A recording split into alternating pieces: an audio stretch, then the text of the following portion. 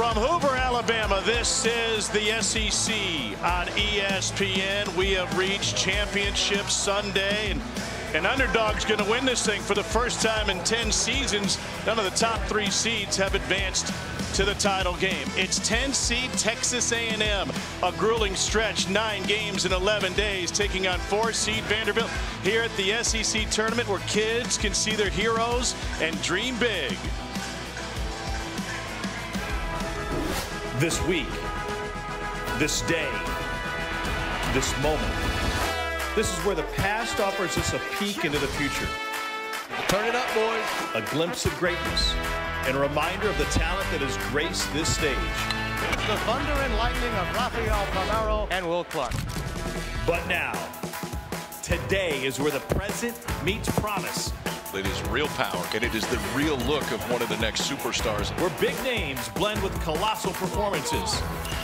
This week, this day, this moment is an opportunity to join the greats of yesteryear. 17 games over 6 days. When the dust settles, we will crown a champion in Hoover.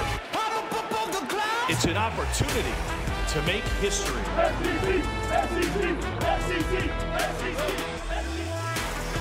Game 17 it is. The weather is perfect. The crowd is here, and we've got a Cinderella story with a 10 seed playing for the title. That's Texas A&M taking on 4 seed Vanderbilt. Final game of the regular season as we get set for the NCAA tournament right around the corner. What a week it has been here in Hoover. Tom Hart, Chris Burke, Kyle Peterson. We've got Chris Budden down the field. This is the finest collection of baseball talent outside of the big leagues. They've been here all week. We've seen superstars already. We'll see more today. Yeah, and I think one of the themes of the week has been the freshmen. Maybe the most impressive freshman group of hitters. And we got one of the biggest stars of them all, Chase Lavalette, in this game for Texas A&M. Excited to see him and his big bat play here this afternoon. It's always one of our favorite weeks every year, and then it gets to this point. Weather's been perfect, hasn't it? Weather's been perfect the entire week. And both these teams, this is just a start. Each one of them has a chance to play 3 or 4 more weeks potentially. Dynamite, Al Roker. All right, let's move on to the superstars. Enrique Bradfield Jr. is electrifying. He can do it on the base paths. He can do it out in center field. Yeah, and he's shown us all that this week, right? We've seen a extra base hit. The bat hadn't been great this week, but power off the left center field wall for a triple. But it's been all about the base running and defense when you talk about EBJ. He stole second and third on consecutive pitches. He's made range plays to his right, to his left, back to the wall. He is fearless, and he runs wide open, and he is one of the most electrifying players in the sport, no doubt about it. So A&M will try to keep him off the base paths and limit the running, because at the leadoff spot, he is the key to Vandy's offensive engine. On the other side for Texas A&M, we have never had a double-digit seed win the SEC tournament. When they entered Hoover, there were some question marks. Those questions have been answered. There were questions as to whether or not they were going to get in the NCAA tournament. That question gone. Don't have to worry about that anymore. But over the course of the season, the biggest question has just been about this pitching staff. Yet their pitching staff has kind of been the story of this tournament. How about this comparison? 30 regular season SEC games. They had a 7.37 ERA and didn't shut anybody out. Since they showed up in Hoover, a 2.35 ERA, 2 shutouts, 46 innings total, 42 of those innings from left-handers. They can come at you from the left side, and everybody's been good this entire week. Well, both of these starters have already thrown once this week. For more on the Aggie that will get the ball, here's Chris Budden. Aggies will get their ace, Nathan Detmer, on the mound today, but he has struggled with consistency all year. Jim Schlossnagle and that coaching staff have tried everything, making him highlight reels, working on consistency, challenging him, and he'll show pieces of it for innings and then can't sustain it. He did throw Wednesday a little over 60 pitches, and if anything gives Schlossnagle some hope, it's looking back to Omaha last year. Detmer couldn't get out of the first game after 2 innings. You go 4 days later, he throws 7 shutouts. So he'd like to see in Hoover a little bit what he saw in Omaha last year. Thank you, Chris. Great job. Meanwhile, for this Texas A&M offense, it is the most patient offense in all of college baseball. Not only do they walk more than anybody, but they only swing at the first pitch 16% of the time. That leads the nation. That leads to 4.18 pitches per plate appearance and the high walk total. And it remains to be seen who will be the offensive star for A&M today. Meanwhile, Sam Leboke gets the ball for Vandy, just his second start. He's out of the baseball factory, Harvard Westlake, out in L.A. Second start in this tournament, too, for Leboke. 3-3 with a 5.31 over the course of the year. It's an interesting combination. It's a lower slot but he's going to work up in the zone, and so it's a different look to hitters. Going to be 87 to 90 over the course of it. Slider can be good. Came out of the bullpen in the final regular season series against Arkansas and turned in a fantastic performance, going 5 1/3 with 7 strikeouts. Vanderbilt 4-1 this week, or pardon me, 3-1. A&M 4-1, and the Commodores got here by knocking off Florida yesterday. Meanwhile, A&M has played a host of close games, 3 one-run games. Hunter Haas has been in the leadoff spot all year for A&M. 319 average and double-digit home runs, and he sends a line drive through the left side.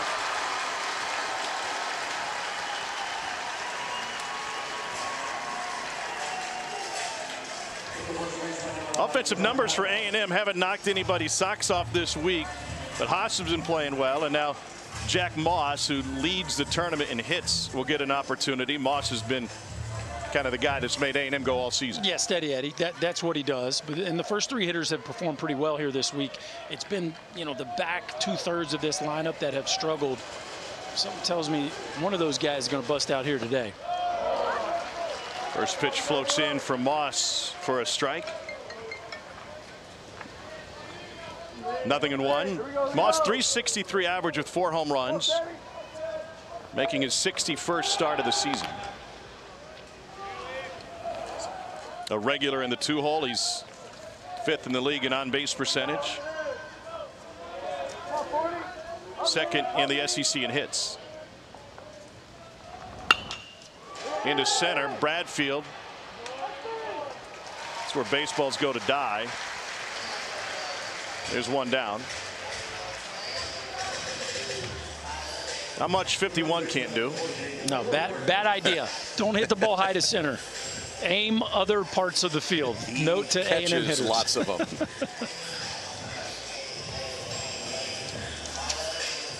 Jim Schlossnagle, A&M's head coach, looking to get their Aggies their 2nd SEC tournament championship. They won it in 2016, also against Vanderbilt. Not too many times Tim Corbin's on the field with a coach that's been to Omaha more than him. Saw 6 times to Omaha. Corb's 5 times. Of course, Corb's has the 2 titles. But very, very accomplished head coaches here that just continue to win at high levels. And Schloss, it's been a little bit of a work in progress this year, but boy, he has them playing their best ball right now. Jim Schlossnagle came to Aggie land from TCU, where he had those Omaha runs. Then again last year, kind of a surprise season for the Aggies to end up at the College World Series. Yeah, I mean, year 1, right? More transfer portal guys than probably he planned on. The runner going. This one's into the seats. But boy, did they mesh, right? And Dylan Rock was right in the middle of that. Trevor Warner, of course, emerged as a star who's up to bat right now. It was a little bit of the holdovers and the transfers. I think your point is it meshed. And you thought they were going to be, from a talent standpoint, pretty good, but you never know how a bunch of new guys are going to fit together, and it took them all the way to Omaha. 14 home runs for Werner this season. He's had to deal with a host of injuries throughout his career. Last year, oblique and broken hamate. 2nd at bat back from the oblique before he got going. Junior at Klein High School in Houston, Texas. Schloss calls him the most tooled out player he's ever coached, and that includes Trey Turner with Team USA. R.J. Austin fighting the sun, and he loses it, and it'll drop. Now a force at 2nd for Bradfield. Austin was looking for help and trying to communicate, and nobody picked him up. Yeah, they didn't realize it because Enrique could have caught the ball. Yeah. I mean, he had enough time to get there, but he clearly, and in that, I mean, what do you say if you're an infielder right there? Are you yelling to your outfielders? Yeah, I can't see it. I can't see it. And Hunter Haas, if he stayed engaged, let's watch Hunter Haas here. We're going to take a look at R.J. Austin. You can see early, right there, he's bailing. Right, EBJ is pointing at Austin. See, Haas didn't really see it until late enough, and at that point, you're just kind of in no man's land. But I thought it was a little bit earlier that Austin was really struggling with, and that's going to be a theme today. There are some clouds, but that sun is right above, especially the right side of the field. Here's Jace Lavalette, one of the talented freshmen in the league this year. So Werner aboard at the fielder's choice. If he would have bailed earlier, would that have been a sign for Bradfield to make the play? Yeah. Is that an option? Definitely. And Enrique's got a little different angle. And so some of that stuff you got to work out before the game, and you look up and you check the sun. You say, hey, you tell your shortstop, hey, man, if you can come over, like you've got a better angle relative to the sun, so you try to communicate some of that stuff. I guarantee you they will once they get back into the dugout. Lavalette at the plate, 6'6", 230 pounds. Sitting at 19 home runs. Before this season, only 2 freshmen in SEC history had hit 20 home runs or more. One of those is in the Hall of Fame, Frank Thomas. The other was a first-rounder out of Vandy, Pedro Alvarez. But with the explosion of offense, especially the long ball in college baseball this year, there's a host of first-year players either at 20 or better. I mean, this kid looks like a defensive end in the NFL. He is. You walk by the cage, and there's some different sounds. Yeah, just a freshman. There's no telling where this body's headed. Oh, smoked foul. And at 19 homers, he's going to join the list here at some point, whether it's today or next weekend in a regional. This is a bat that you just can't keep down for too long, but probably as high a ceiling as any of the freshmen in the league. You talk about Condon and Petrie. Curlin, of course, had a great week for Florida. You say high ceiling, I hear early first-round pick in a couple of years. I would agree. Yeah, I mean, especially you think about the stolen base ability, too, the athleticism. Yeah, he's got 18 stolen bases and 19 home runs. Just a freshman. I mean, he's going to grow up in front of us. And I'll tell you what, the 2025 Player of the Year race in this league is going to be pretty interesting. As he has performed, Jim Schlossnagle has put more on his plate. The freshman moved into the cleanup spot May 5th to start the Florida series.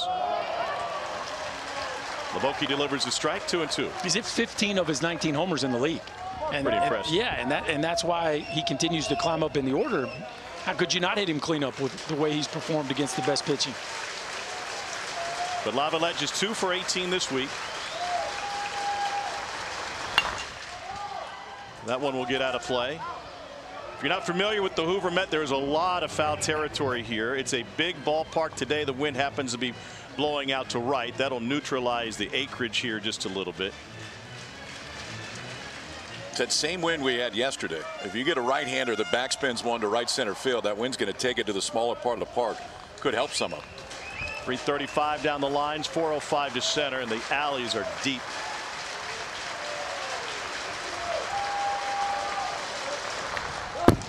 Lavalette staying alive. Leboke real fastball heavy to him in this too. That fastball fouled straight back to one down the left field line was a fastball. See if he comes back with something else, tries to get him to chase a changeup down and away. I don't think you'll see the breaking ball. I think it'll be either fastball up or in, or trying to get a chase on that fading changeup down and away.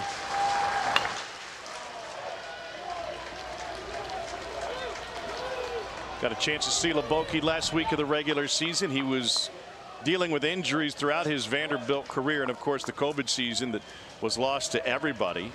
But he's coming along at the right time now. Yeah, I mean, you know, there's been some injuries with his Vanderbilt pitching staff. Carter Holton and Hunter Owen have been out, so there's been some guys that have had to step up. 8th pitch of the at-bat. Breaking ball low and in. Full count.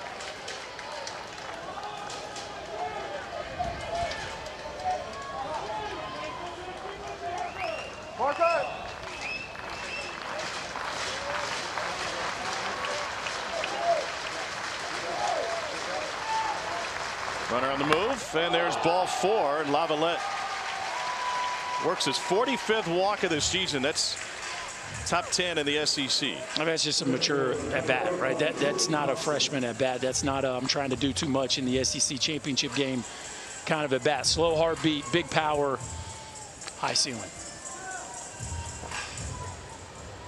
So 2 aboard, but 2 out for A&M with Jordan Thompson coming to the plate.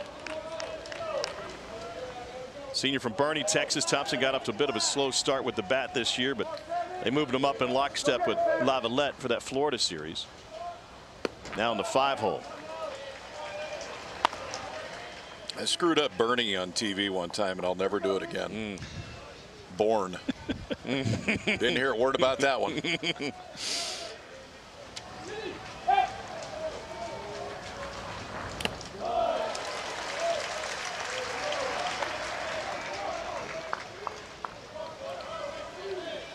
But you got Carney right, though.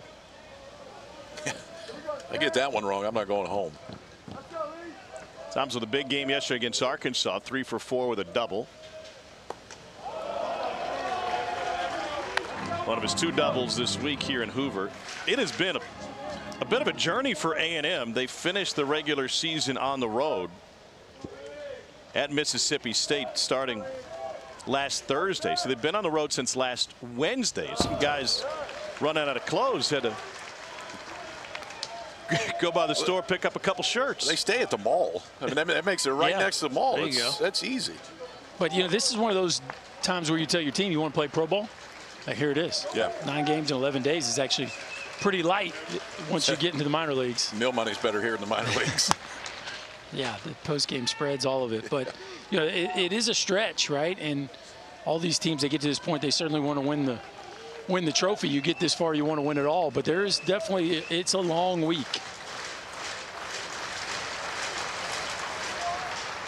Let's go, Sammy! 17th game of the tournament overall. Rushing in is Diaz in foul territory, and on the logo, he'll squeeze it for out number 3.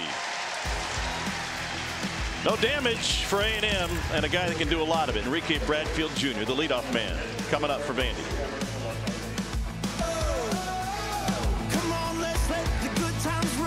Let them all know that it's our time, and if they don't mind, we can live it like whoa, live it like whoa.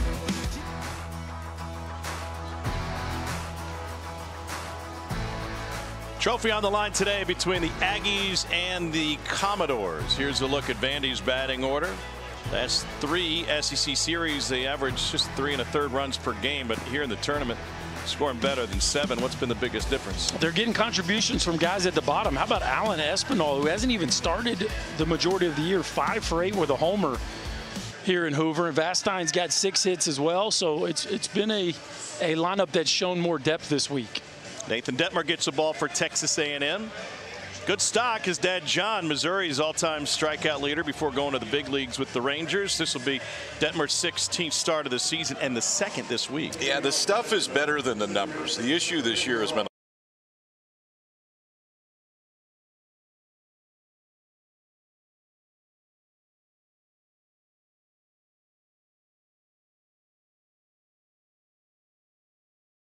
walks. 40 walks for Detmer over the course of the year. It's a fastball, and it is a bowling ball sinker when it's right. So it's easy early to see if Detmer's on. A, is he landing that thing early and landing the slider, but B, is he getting ground ball outs? If so, he's got the ability to go deep. Got to deal with Enrique Bradfield Jr. at the top of the order. Had a great week at the plate for Bradfield, just 3 for 18. But knows how to get on base, 5th in the league in walks. The junior who's 3rd in SEC history in stolen bases for his career. And the active college baseball leader with 130 bags.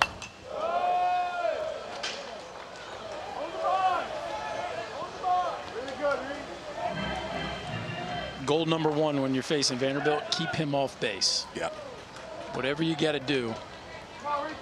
Once he gets on, everything changes. Detmer just missed 1 and 2. Backdoor slider. That's a tough one to take. Good one to take. Got it back to 1-2, but exactly where Detmer wanted to throw it. Just far enough off. If you get a swing at it, not a lot EBJ can do with it.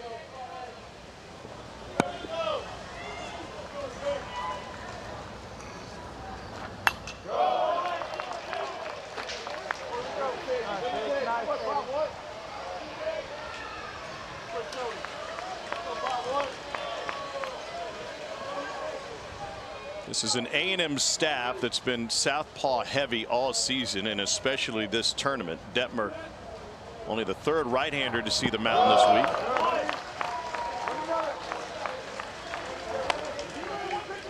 He went 2 1/3 last time out. Man, they've got some great performances. Troy Wansing, Justin Lampkin.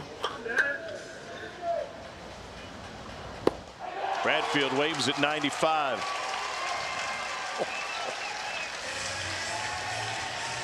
One down. This week they pitched to a 2.35 ERA with a couple of shutouts. Yeah, and we talked about how left-handed heavy they were, too. How about yesterday? J.D. Thompson, who just about gave the game up, he comes in, goes 4 for him, but 4 important. It saves some of that bullpen, gave him a chance to win. And when you say just about gave the game up, you mean stop playing baseball. Yes. Like he didn't almost lose the game yesterday. He almost didn't play this year. Matt Dillard, by the way. That's my bad. But yeah, he was done. I'm not going to do it anymore. And got him out of the portal from Sam Houston State. Gave him a huge start yesterday. Speaking of Sam Houston State, they keep rolling. Bearcats are in. Yeah, we'll see them in the tournament. Go, Davis! Up, Dave! Davis Diaz at the plate. 8 home runs and 53 driven in for the California native.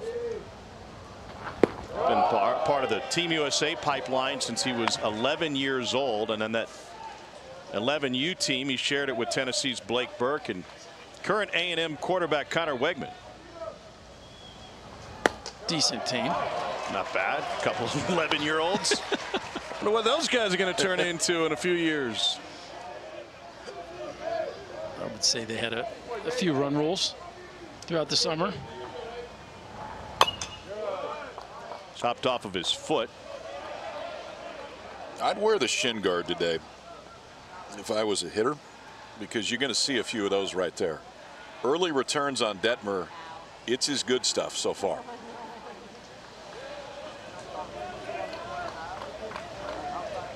That bowling ball sinker has some real bite to it as it approaches the hitting zone today.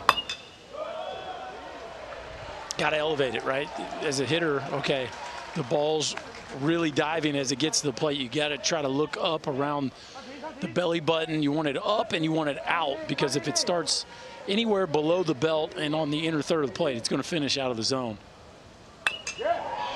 To second base, that one off the belly of Bose, but has time to recover. I like it. Sometimes you got to tackle it, Tom. Yeah, just turn into a catcher, tackle the baseball. I mean, this is kind of a catcher move. Look, soften the blow. It doesn't matter if you catch it clean. You're at second base. Once you pick it up, you're only 40 feet away. Now on the left side of the infield, a lot of times you got to try to catch that ball cleanly, and you'll see guys take a step back to catch it off a hop. But on the right side, you always have the option to block it up. Here's R.J. Schreck, grad transfer from Duke. He played at Harvard Westlake in high school alongside Sam Leboki.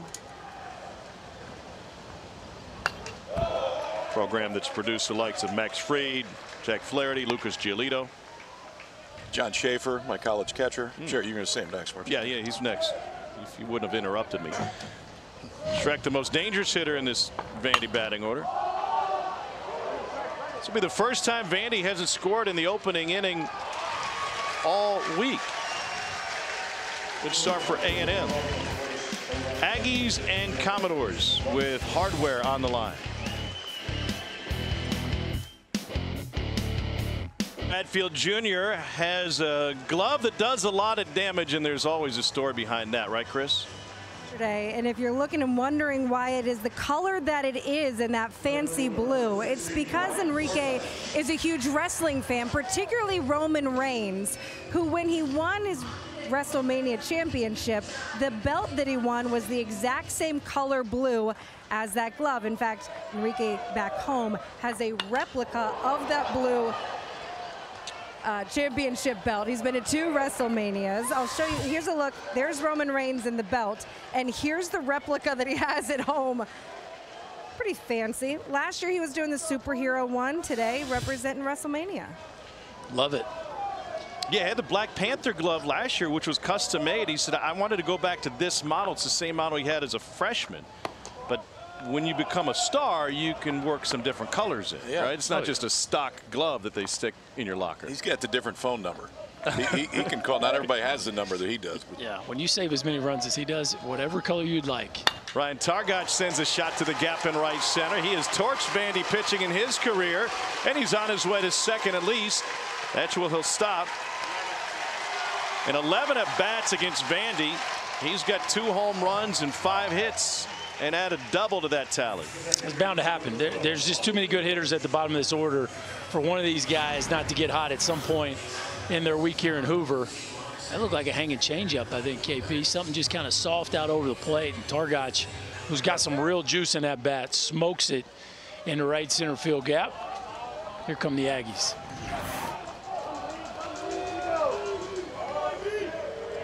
Austin Bose has also had success against Vandy. Looks to bunt. Went 5 for 10 against the Commodores last year.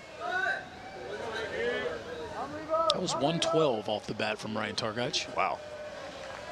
Spicy. We're getting some hot reads. Yesterday, Wyatt Langford hit a 117-mile-an-hour homer.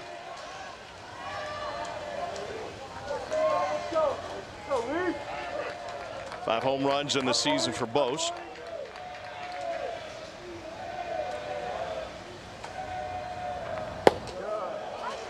And Leboki delivers a strike.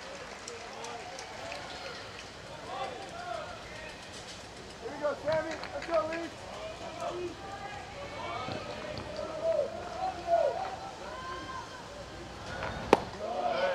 2-2. You ever been to a wrestling match? WWF, WWE? No, but I was going to ask you who your favorite wrestler is. Mine was the British Bulldogs when I was growing up, because I went and watched them wrestle Nikolai Volkov and the Iron Sheik. That's like a in group person. of wrestlers? No, it was tag team. Come on. Okay. Stay with us. Nikolai Volkov and the Iron Sheik. To third. Diaz. Tommy, who's your favorite? I go with Hulk. I celebrate everything Hulk has ever done. Okay. I'm all down with Hulkamania. Junkyard Dog was up there. You know who was underrated? Roddy Piper. What about Macho Man? Oh, yeah. Ultimate Warrior. Oh, yeah. Hey, the Ultimate Warrior, now that was, yeah, I could get there. Superfly Snuka. Remember him? Definitely. No, you don't. I absolutely do. Who was the Andre the Giant? I mean, that was my wrestling. Who was the really big guy? I was about to, yeah, like the Giant. Yeah. King Kong Bundy. Remember him? Andre? No. You don't remember King Kong Bundy? He wore a singlet. Don't remember him. He went about 5'30". Hacksaw Jim Duggan. He went about 5'30". I do remember Hacksaw. Brett Minnick at the plate. Stone Cold Steve Austin. You can relate to That's that? a little more modern. I think I could move some T-shirts. Minnick in the 8-hole, just 1 for 16 this week with 5 strikeouts, sitting at 244 on the year.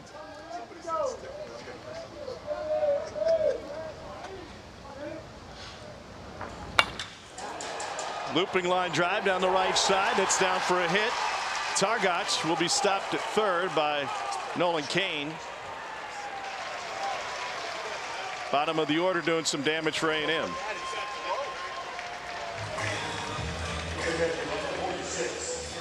If he sends him, he scores, and it's just because of the incoming throw. Watch where this throw goes. No, Shrek did an incredible job of cutting it off, but Shrek assumed that the runner knew it was a hit, so he's throwing the ball at second base. But for whatever reason, Targac did not get a good read on that ball, and that should have been a no doubt 1-0 Aggie lead, and instead you got the double play still in order and a chance for Vandy boys to get off the field without a run. That's just not a great read there by Ryan Targac. Freshman catcher Max Coffer at the plate. Early enrollee, should have just finished up his high school season. And he looks at a strike, 0-1. Well, this is a definite double play candidate too, so wouldn't shock me if Schlossnagle tried to play a little small ball here, maybe a safety.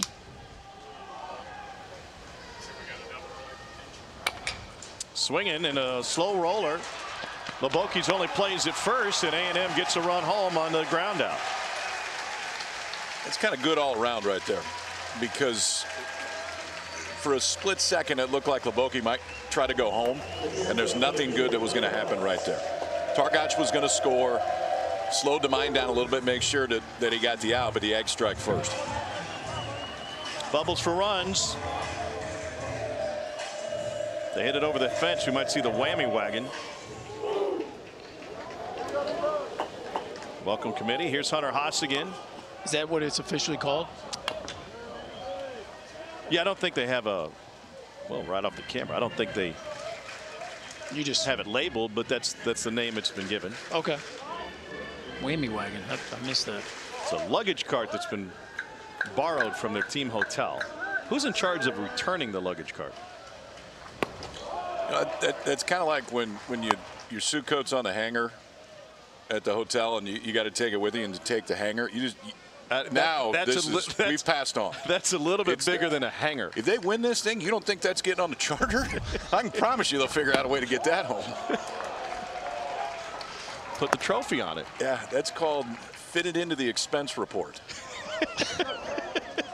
Sounds like you've done it a couple times. Got a lot of luggage carts. Can't imagine the type of things you've expensed.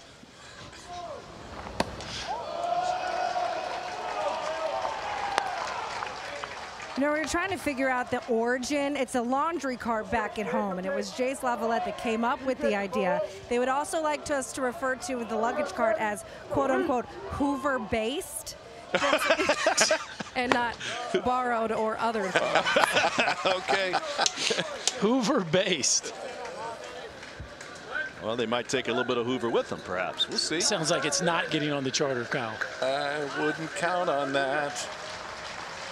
Haas transferred in from Arizona State, singled his first time up today. An A&M team that was on the right side of the bubble coming into this tournament. They played their way all the way to a 2 seed. So they'll be on the road for the NCAA tournament. Sites announced tonight. Entire field announced tomorrow. No chance that A&M plays its way into a host. No. Swing and a miss for Haas. Aggies get one across, but they strand 2 more. 4 left on through 2 for A&M and a 1-0 lead. Summer's here, and with a new Toyota, you can go out and do all the things that make summer, summer. Like getting ice cream, movie nights. I'll keep it down. Hiking with the besties, catching sunsets, or just plain catch. Go long. Did you know that every new Toyota comes with Toyota Care? A 2-year or 25,000-mile maintenance plan and roadside assistance. That's the value you can expect from Toyota. Your summer starts here. Toyota, let's go places. Garrett Cole is on the mound. Running, you know that he's a threat every time. That ball is hammered to left. Benintendi will touch him all.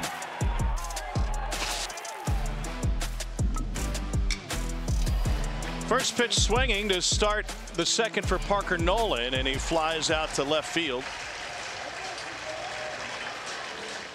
Sunday Night Baseball will be in Atlanta as the Braves host the Phillies in the finale, 7 Eastern, 4 Pacific on ESPN, ESPN Deportes, and ESPN Radio. Our coverage begins at 6 o'clock with Baseball Tonight's Sunday Night Countdown. Dylan Covey will be on the mound for the Phillies. He played at San Diego. Spencer Strider burst onto the scene out of Clemson, overlooked, and now he's a superstar. Leads Major League Baseball with 97 strikeouts. It's worked out okay. Yeah. He might be the poster boy of the conversation you and I had earlier in the week, where Major League Baseball now kind of values bats more over arms early in the draft because they feel like they can do these kinds of things. And you can find a Spencer Strider later in the fourth draft. round. Yeah. Thanks for including me in that conversation. You weren't here yet, which the charter hadn't arrived. Maldonado loops one into left, and there's a 1-out single for the freshman DH. 1 on, 1 out. You were talking about guys in this lineup. Obviously, Espinal, Vastine have had really good tournaments. So's the freshman standing at first base, because he wasn't playing every day coming in. Now he's going to play every day and hit 5th moving out, it looks like. He's been fantastic. 4 for 6 coming into the game. Now 5 for 7 here in Hoover. R.J. Austin to the plate. We've got a bid thief out of the American. Tulane is 19-40 on the season. They knocked off ECU down in Florida to win the American tournament and grab that automatic bid. 19-40. That's wild. I have one good week. The automatic berth.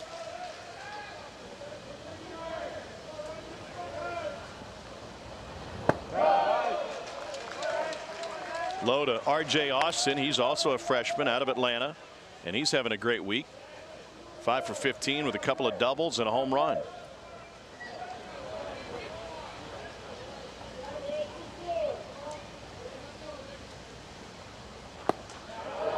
Yeah, we talked about Jace Lavalette, one of the best freshmen in this country. R.J. Austin on the all-freshman team, too, and the numbers aren't quite as gaudy as Lavalette's, but, you know, any freshman that can answer the bell every day in this league and keep his head above water got a chance to be a really good player.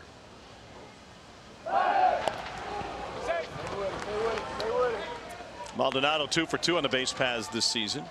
Tim Corbin will send in the signs from third.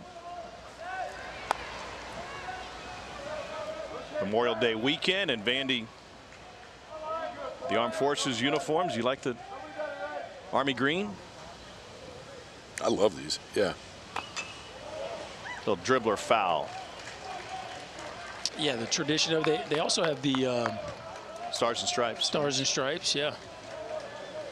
Vandy's not afraid to throw some trend-setting unis on you. You should see in every youth park in the country right now, somebody's wearing all blacks. Like really? Yeah. Oh yeah. That is caught on all over the place. And I know Vandy's not the only college program, but I feel like they were the first. Maybe I'm wrong on that, but they certainly made it famous. As many times as they've been to Omaha in the last 10, 15 years, like the amount of 14U teams and under that are sporting the all blacks, Vandy's made a big impact on that world. Great to see so many youth teams out here at the Hoover Met this week. Here's the payoff to Austin. Runner goes, and a shot to right field. Maldonado on his way to third. Commodores cooking here in the second. 2 on, 1 out.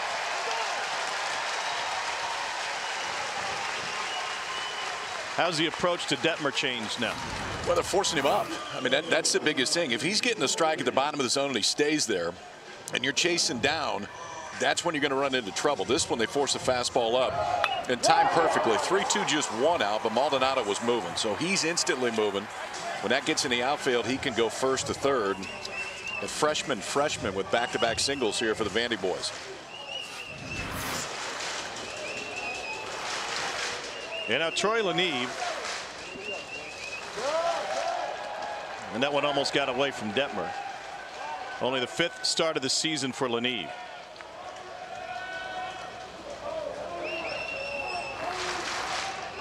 Here we go, Tony.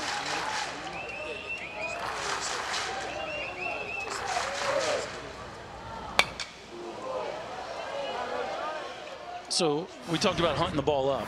Watch the barrel control here of R.J. Austin. Look how flat this bat is at contact. Like that barrel's not 1 inch under his hands. If it is, it's a foul ball. But the way you control the top of the zone, that is as flat as you can swing a bat right there. Well, how about the ball he hit yesterday down the left field line? Getting to a fastball that was probably inside. I mean, if anything, it was inside black. Kept it fair, knocked it right off the 335 side down the left field line.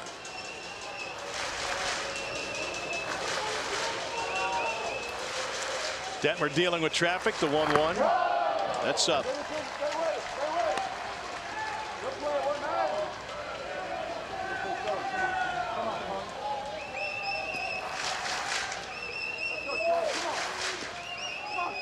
Lanieve's hitting .625 with runners in scoring position this season, including his 2 home runs. He'd been battling injuries, and Tim Corbin gave him a shot late in the season, and he has produced. Here we go, Troy.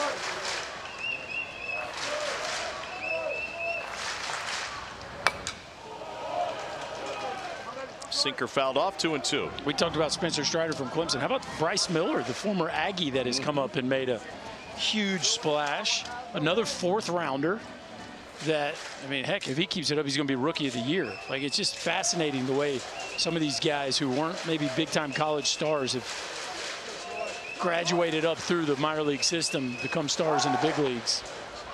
I mean, Bryce Miller had a good arm here, but he wasn't one of the poster boys of the Rob Childress era from a pitching standpoint. Man, he has emerged.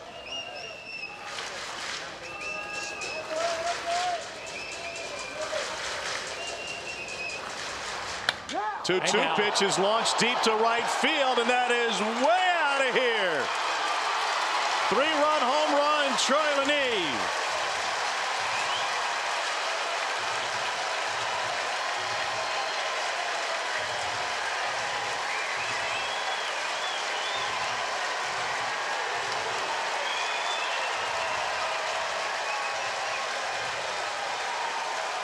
So the stats may not be there, and there wasn't a lot of opportunity, but there is nobody in that Vandy dugout that has more raw power than Lanier. And he just ran into a hanging changeup right there. He had swung at a fastball down and out of the zone. Took it from what would have been a 3-1 count to a 2-2 count. There we go. Did that clear? It just means more. Oh, yeah. Right? Yeah, that laughed at it, I think. Cleared the first 12 pines. Upstairs, Alan Espinal. Troy Lanier made his first start against Arkansas last weekend. And his comeback, he had shoulder surgery in the offseason. Always been known for his power. And now he's hit 3 in the last week. Something soft and just sitting there. And that was a no doubt, looked like a hanging slider. Slider. Yeah. 425-foot shot, 110 off the bat. This is the bat that it feels like Vandy really needs if they want to make a deep run in the postseason. Yeah, because it's been really R.J. Schreck. I mean, they only have one guy with double-digit homers. Good Lord, did you see where that landed? That was halfway up the pine tree. Yeah, that ball injured a squirrel. We talked about a righty being able to go oppo. The lefty, if a lefty hits it, it's a no-doubter today. But yeah, I mean, from a power standpoint, it's kind of been R.J. Schreck and everybody else. You put Lanier in there, who's now getting consistent ABs, and it's a real threat. Espinal in the 8-hole, the shot to short. Hunter Haas gathers. 2 down.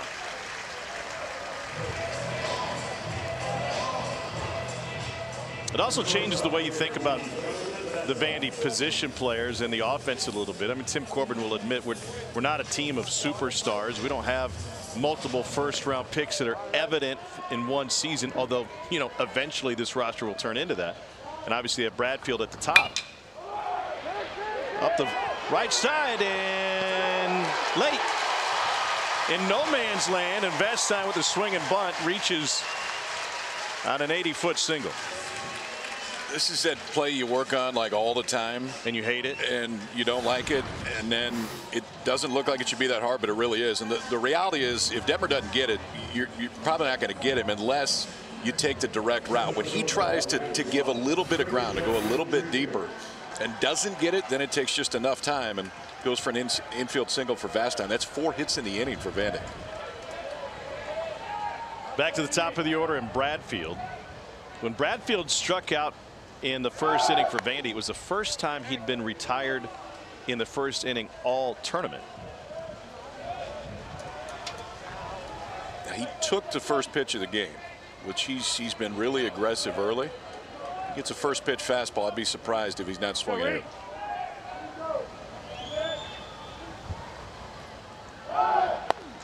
That ball right there that Vestine just hit, that's the ball, and you could even go a little more aggressive. If Enrique Bradfield Jr. could perfect that as a slug bunt, and Vestine, who can run too, like hitters in general, if you can perfect that ball where you make the first baseman field it and you can beat the pitcher to the base, it's such a hard play to defend. To the left side this time, Haas on the run. I'll do it. Man, what a play. But 3 runs on 4 hits and 1 left on, and the big blast coming from Troy Lanier. We'll hear from Vandy head coach Tim Corbin and chat with Chris Budden when we return. But first, take another look at what Troy Lanier did to this poor baseball. The Vandy boys flexing their muscles here this week offensively. Troy Lanier making a statement. Do it, young fella. Vandy right now. Yes, sir. 4. Dude, that ball was in the middle of those trees. What was? Summer's here, and with a new Toyota, you can go out and have s'more fun. Whoa, whoa. Yeah, that's crispy. Anyone? Every new Toyota comes with Toyota Care. That's the value you can expect from Toyota. Toyota, let's go places. Great day at the ballpark, young and old alike. A championship trophy will be handed out at the end of this one. 17th game in 6 days in the SEC tournament. Let's get you down to the Vandy dugout. Chris Budden is with Tim Corbin. Coach, I feel like we say this every day this tournament, but you guys with the early hitting, other than getting pitches to hit, what was the emphasis offensively coming into this weekend? To get his ball in the middle of the zone, kind of stay off the ball that drives down away from us if we're left-handed, and then into us right-handed, just get him up over the plate and be aggressive to the fastball. Boboki back out there for the third. What have you seen from him early? Well, he threw strikes. We put Riley back out there, or put Riley out there. But Sammy did a good job. We tried to keep his volume down as much as we could. But he got to about 45. We thought that was enough. But he did a nice job. He contained that one inning with first and third, so that was a good thing. Appreciate it. Thank you, Coach. Thanks, Chris. All right, Chris, thanks. So pitching change for Vanderbilt after 2 innings of work from Sam Leboke, and Patrick Riley takes over. Riley will face 2, 3, and 4. Junior from Seagirt, New Jersey. Loves the shore. 6'3" right-hander, goes 208. He's 4-3 with an ERA just over 6. Another guy that can run it up there. His fastball is going to act a little bit different than we've seen Detmers on the other side. He would prefer to use the upper part of the zone if he can.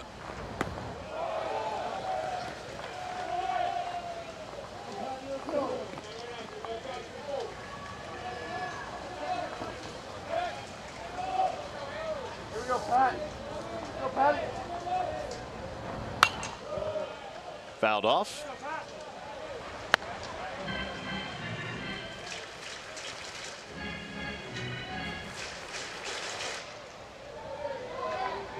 Former SEC stars moving to the big leagues. Ben Joyce at Tennessee got called up by the Angels this morning. That should be interesting. 3rd rounder?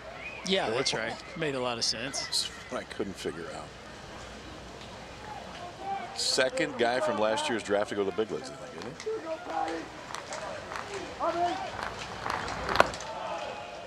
isn't he? 2-2.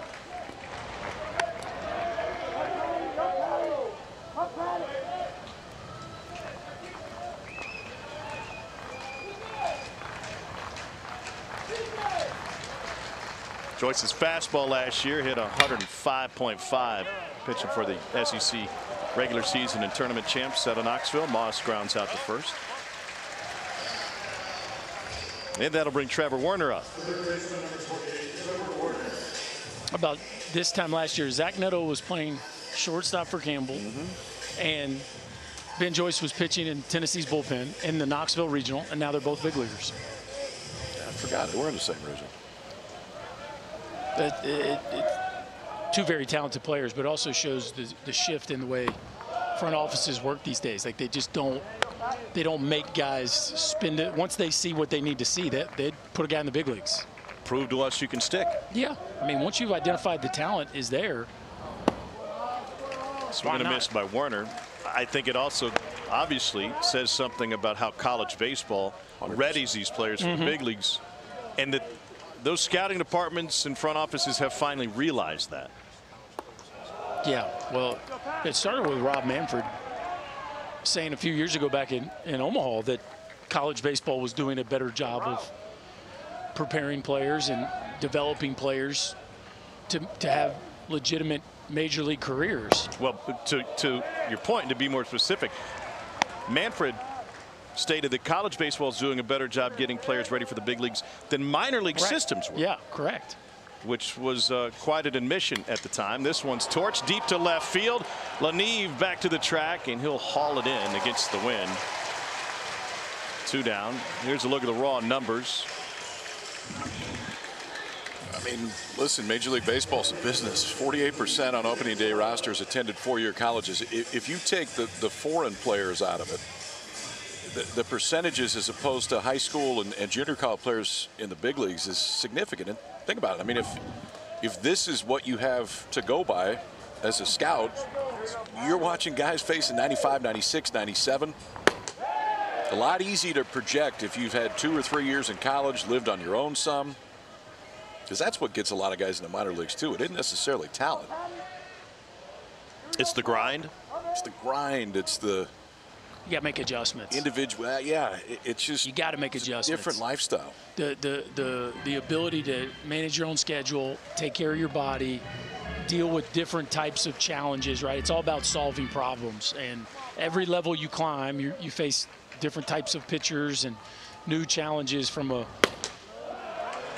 being able to adjust to the game in front of you. And I think that's the fascinating piece. Now, some of these players are leaving college and the talent is so immense, they're already ready for challenges at the highest level. Patrick Riley just hit 98. There's a 99, and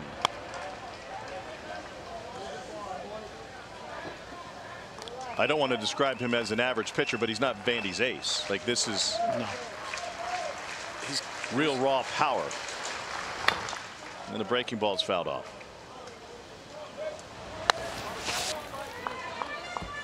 Top prospects out of the SEC: Cruz 1, Skeens 2, and Wyatt Langford in that discussion for the #1 overall pick. There's another group of guys that could all move quickly, right? Especially those top 3. I could see those top 3 being there very soon. 99 from Riley. And he sets the Aggies down in order in the 3rd. Well, the numbers may not be there over the year, but the stuff is absolutely there. Patrick Riley with an ERA north of 6, where it's a 1-2-3 third and up to 99. Summer's here, and with a new Toyota, you can go out and have s'more fun. Whoa, whoa. Yeah, that's crispy. Anyone? Every new Toyota comes with Toyota Care. That's the value you can expect from Toyota. Toyota, let's go places. Bottom of the 3rd, Davis Diaz, R.J. Schreck, and Parker Nolan due up for Vanderbilt. SEC championship game, and the Commodores have a 3-1 lead, thanks to a home run from Troy Leneve.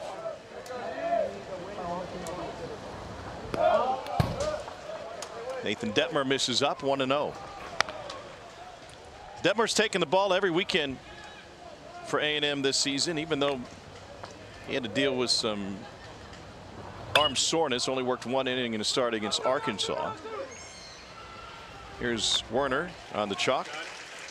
1 down with Schreck coming up. The 4-2 win last night in Vegas. The Stars, who were once down 3-0, will look to even up the Western Conference Finals with the Golden Knights at 3 games apiece. It's tomorrow night in Dallas, 8 Eastern, 5 Pacific on ESPN and ESPN Plus. Stars won Thursday night at home in overtime, and then last night 4-2 in Vegas. Trying to match the Celtics. What a run. What a game last finish. Night. Yeah.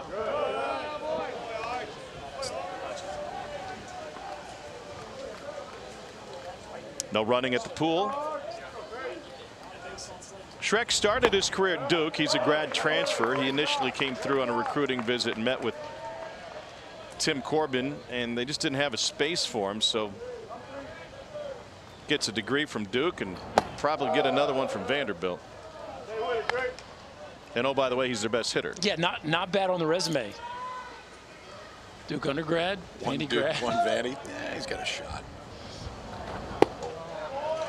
Tommy Seidel had the Harvard undergrad and the Alabama Masters. That's not a bad look either.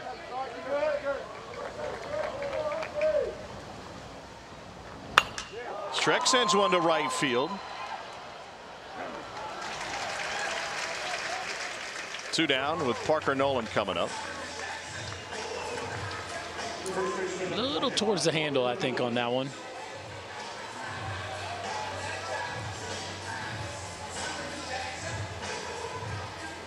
Did you ask Parker about his undershirt?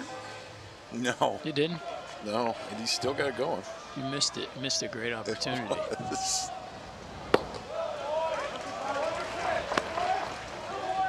You often look at me confused, but you really did on that one.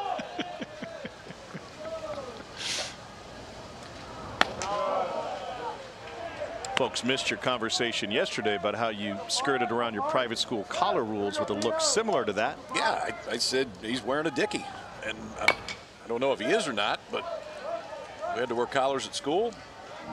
Mock T qualified. It did, yeah, but I mean, why mix sleeves in if you don't have to? Accomplish the goal. Very efficient. Foul back.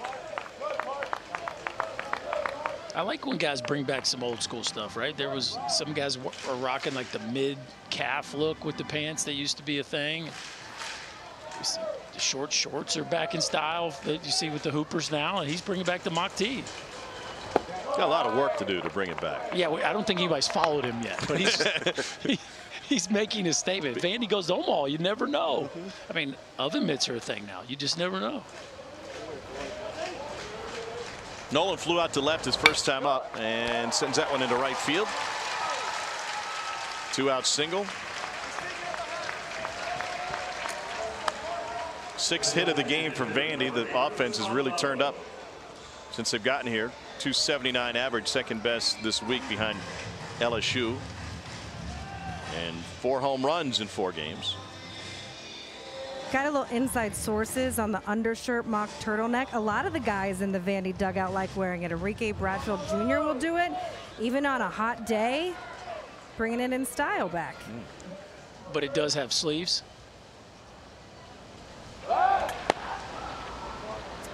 We need confirmation. That might be too far for me to ask. Okay, fair enough. Otherwise, Cousin Eddie in Christmas Vacation was the ultimate trendsetter. He was. Said that for years.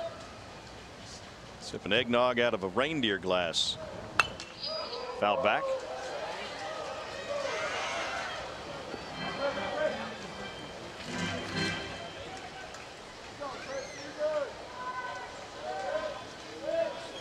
Well, I mean, what was it? Just a few years ago, Mississippi State popularized the short pants. Those, you talk about a travel ball trend. Goodness. Bounced up the middle, and that one goes through. Seeing I single from Maldonado, who's now 2 for 2. And Vandy threatening again. 2 outs here in the 3rd. Stay hot. Chris Maldonado now 6 for 8.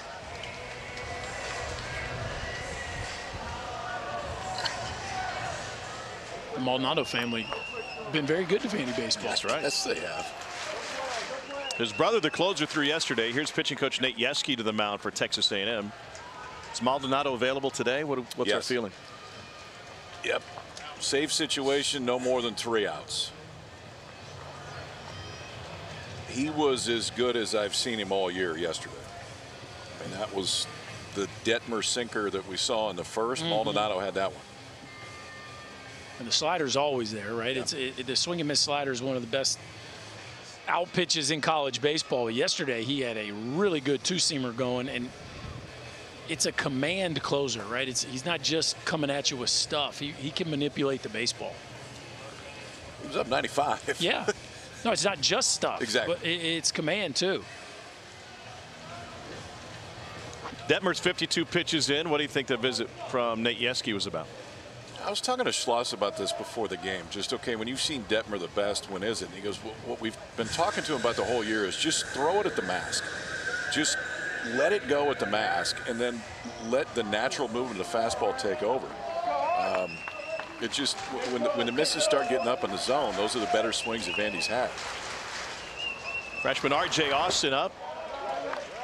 Waves at the breaking ball, 0-1. I'm sure there was a reminder of the ball he hit his last at bat, right? That elevated fastball, and let's get the breaking ball and the sinker down in the zone. Make him get below a ball to drive it to the outfield. 2-out hitting has been magnificent for Vanderbilt over the last couple of games. 11 for 21 with 2 outs.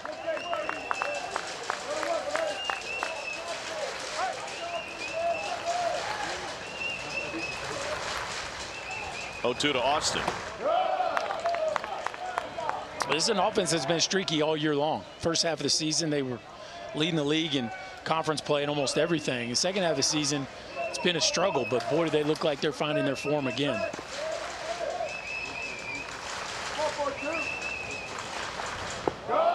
Two and 2. ACC underway after a rain delay. Miami leads Clemson 5-3 in that championship. That's in the 5th inning in Durham. Can Clemson be beaten? It's been a while.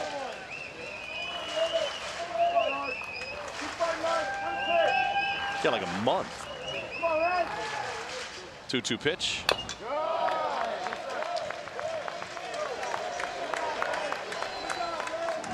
Big Ten championship underway.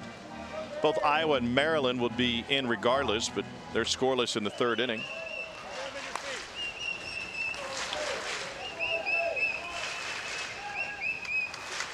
Two. Line shot that gets through. Here comes Parker Nolan. Thompson's throw comes back to the infield, but Vandy's taken a 4-1 lead on R.J. Austin's 7th hit this week. So you got 13 hits between the 2 freshmen, and Maldonado didn't start the first game. You talk about staying hot.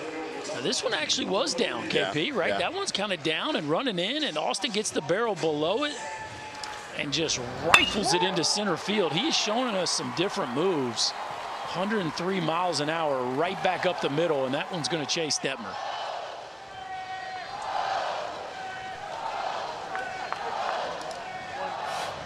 So Jim Schlossnagle will go to the bullpen. The relief work has been sensational all week. They need some help after Detmer leaves. The 58 pitch outing. Summer's here, and with a new Toyota, you can go out and have s'more fun. Whoa, whoa. Yeah, that's crispy. Anyone? Every new Toyota comes with Toyota Care. That's the value you can expect from Toyota. Toyota, let's go places. Come on, let's let the good times roll. Let 'em all know that it's our time, and if they don't mind, we can live it like whoa, live it like whoa. A home run from Leneve was the 8th allowed by Detmer this season. All 8 have come to lefties. And in his second start this week, he's done after 2 2/3, asking a lot to go twice in such a short span, as both starters have done. It had only been done 6 other times in SEC tournament history. Meanwhile, Ty Sexton appears for Texas A&M, 6'7", $190, 1-2 with a 6.26 ERA. Low 90s fastball. Ideally, it's got a ton of tilt, which you would want out of that 6'7" frame. If so, ball's changing a lot of planes when it gets to home plate. Primarily fastball slider to righties, more changeups to lefties.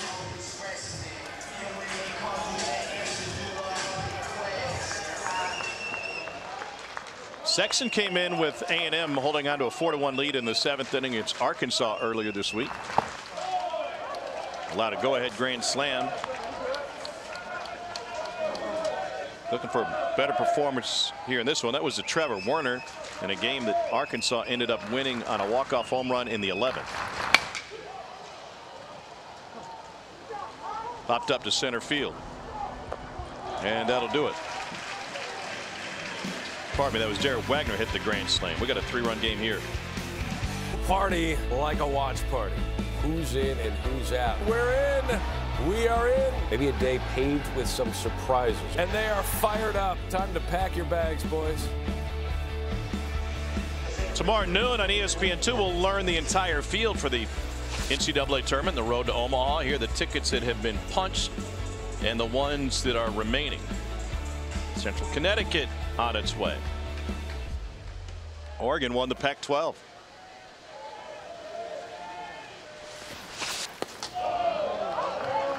We will learn the host sites tonight at 8:30 Eastern. Here's Jordan Thompson at the plate. And with as soft as the bubble is, that one hops over the head of Diaz.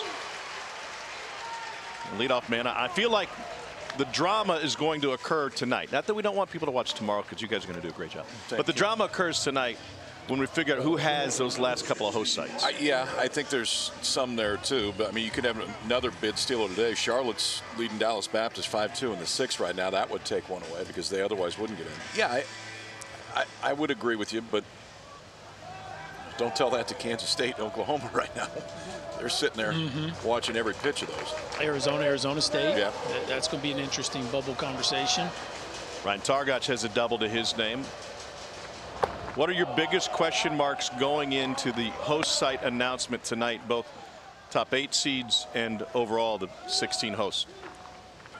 Top 8 is if Miami beats Clemson, can they potentially sneak in and be an 8? I think as far as hosts, it's whether the SEC gets 8 of them.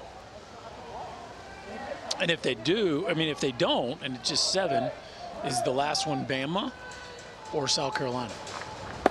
I think if there's only 7, I think the last one's got to be Bama for me. But I mean, the question is, I think South Carolina deserves one. Right, but what I'm saying is, he asked what the questions are. The questions are, they're going to get 8 or 7, and if they get 7, who's that last one going to be? Here's the challenge: as if South Carolina swept Alabama. So now that was when South Carolina was really going. It's just reason number 831 why I'm happy that I'm not on the committee. Have you been asked? No. Okay. No. Ryan Probably wrong address. Ron Targach is sitting on a 1-2 count. He goes down swinging. Here's a look at the prognostications. That's a second K for Riley. So the focus for me is on those last two spots. Campbell at 15, Indiana State at 16. Yeah, and remember, there is no South Carolina on this one right now. I think by the time we're done, I think South Carolina hosts. Campbell's resume, to me, is a better resume than Indiana State.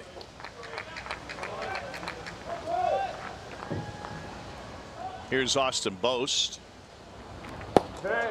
And he looks at a first pitch strike. Campbell would be hosting at a minor league park, I think, instead of in Bowie's Creek on campus. They would go to Fayetteville, if I'm not mistaken. Let me correct myself for a minute because I had teams mixed up in my mind. South Carolina didn't sweep Alabama. They didn't play. It's hard to sweep somebody when you don't play them. That sounded odd. Thanks. Back to your Thanks for regular picking me up. program. Well, I'll let you clean that one up, but I think it's fascinating. What will the committee do there? They lost by Espinal and an easy 90 for Thompson on the wild pitch. And what do you think are the data points that they should put more weight on? Well, if you go South Carolina first, their RPI is higher. Higher meaning better. Better. Excuse me. Well, they have a sweep of Florida. They have a series win over Clemson, right? And Clemson's the hottest team in baseball right now. Clemson's the hottest team in baseball. If you're going to Alabama, they finished as well as anybody in the conference. They won a couple games here this week. Their RPI is just barely behind. And aggregate, they won actually more SEC games. Including what they did here. Correct. So, I mean, you know, I think like a lot of things, you could argue both sides of it. Bama's certainly playing better down the stretch. That one gets into the dirt and way off of Espinal and into the dugout. So Jordan Thompson advances on another wild pitch. I think the danger, though, look at this second wild pitch from Riley, is you're simplifying and comparing Alabama and South Carolina. It's Campbell and Indiana State should be in that same conversation from a comparison standpoint. It just gets harder because it's not apples to apples. Correct. To the left side. Off balance throw by Vastine. Got it. What a play. Jordan Thompson did advance. There's two down. Wow. I guess he was thinking it was going to get caught. Yeah, they're talking about it right now, and Nolan Cain's coaching him up. Like, this is one of those where I feel like early you could have seen that ball was headed to no man's land. Maybe not immediately, but after your first shuffle, if you just hold there for a second, I think you could have seen that ball was going to fall. Let me change words there. It's been a long week. But hey, give Vastine credit. That's one heck of a play. Exactly. That is a really hard play. He just threw across his body to retire Boast. Here's Brett Minnick with the runner at third. I think you could tell, is what I was trying to say. Okay. Tongue-tied. It happens. It does. If you say so. Thompson reached on a leadoff single. Anything further among Campbell, Indiana State, Alabama, and South Carolina we didn't cover? I think Alabama and South Carolina should host. Now, when you want to compare it, and these are the ones that I think carry the most weight. Campbell's 9-5 against the RPI top 50. So they played 14 games. Indiana State's 2-9 against the RPI top 50. Now, they hammered Vandy in a midweek. And the other top 50 win is against Indiana, but that's it. And I know that they played a good schedule. Don't get me wrong, but it just feels like you got to win more of them. I totally agree. And I do think, whether it's right or wrong, I think there's a big picture question asked. Will the committee simply allow the SEC to get 8? Like, I think there's a piece of that from an optics standpoint that they, not for our conversation, but I think from the committee standpoint, I would find that to be ridiculous. If you deserve to be in, you deserve to be in. And past precedents to be thrown out the way he's gotten off balance. Another wild pitch from Riley, and Thompson will come home. He singled, and he picked up 3 bases on wild pitches. We spent a lot of time both today and then tomorrow on your all shows breaking it down, talking about, well, historically this has happened. Well, historically the committee has done this. The balance of power has shifted so greatly, and mainly, in my opinion, away from the West Coast, not just the Pac-12. Yeah. Those other teams, the Irvines, the Fullertons that were always there and ending the season in Omaha. Best teams should get the best opportunities. And I think when you look at the resume, it's almost impossible to argue that, especially if you start talking RPI and top 50 wins. I mean, the resumes don't match up. Pete Hughes of Kansas State put forth a great argument that we should try to find a way to adjust the RPI or find a different measuring stick, but it's just easier said than done. I liked his idea. His idea was you could take 4 games, your 4 lowest RPI games, and throw them out. So, for instance, okay, if Indiana State had not beat Vanderbilt, their RPI is 10 right now. If they had lost that game, their RPI would be 17 or 18. One game. With that, one game should not have that much effect. Into center field, and Bradfield shading his eyes. Even if you did that, the SEC would still be in the same spot. I don't know how that solves anything. We'll hear from Jim Schlossnagle and see if he can find some good luck with Chris Budden right after this. Summer's here, and with a new Toyota, you can go out and have s'more fun. Whoa, whoa. Yeah, that's crispy. Anyone? Every new Toyota comes with Toyota Care. That's the value you can expect from Toyota. Toyota, let's go places. We've had such bad luck interviewing in the middle of the game that Dave and Ben said we're retiring from doing any more interviews. We're winning these last couple games. Where's the difference in the confidence right now? As I get a stare. Well, it's obviously me. Yeah. We're going to try this again. Last time my mic didn't work. I'm kind of half convinced you took the batteries out of it so that I wouldn't ask anything that would give you some bad luck. Hey, look, I can get out before first pitch. Appreciate it. Yeah, good job. Thanks. Oh, Jim Schlossnagle has been such a good sport as we bring the bad luck back into the dugout. Although he insists it's him, not us. We'll figure that out. As you guys are now 6 games in 6 days, Detmer already out. How do you manage your pitching going forward? Well, I mean, we have plenty of rested pitchers left. It's just a matter, most of them are right-handed. The guys who've done the bulk of the pitching for us are left-handed, so we're going to need something out of these right-handers to get through this game. It's so hard just to get to the championship game as a double-digit seed playing that first game. What did you learn about your team, what they proved to you this week? Well, we obviously learned a lot about our pitching. You know, starting pitching, we feel much better about that. I mean, I knew they were a resilient bunch, and I believed in them all year. Just a matter of playing good baseball. Appreciate it. Appreciate the time all week. All right, thanks. Appreciate it. All right, Chris, thanks. Head coach Jim Schlossnagle. His Aggies have 9 one-run wins this season. Nobody in the SEC has more. An uneventful curtain call for Coach Schlossnagle. Yeah. Espinal at the plate, and Sexton lost his footing. It'll be very interesting to see where they send the Aggies. I would think they send him to Stillwater. Stillwater is a 2. Because I think Oklahoma State has locked up a host.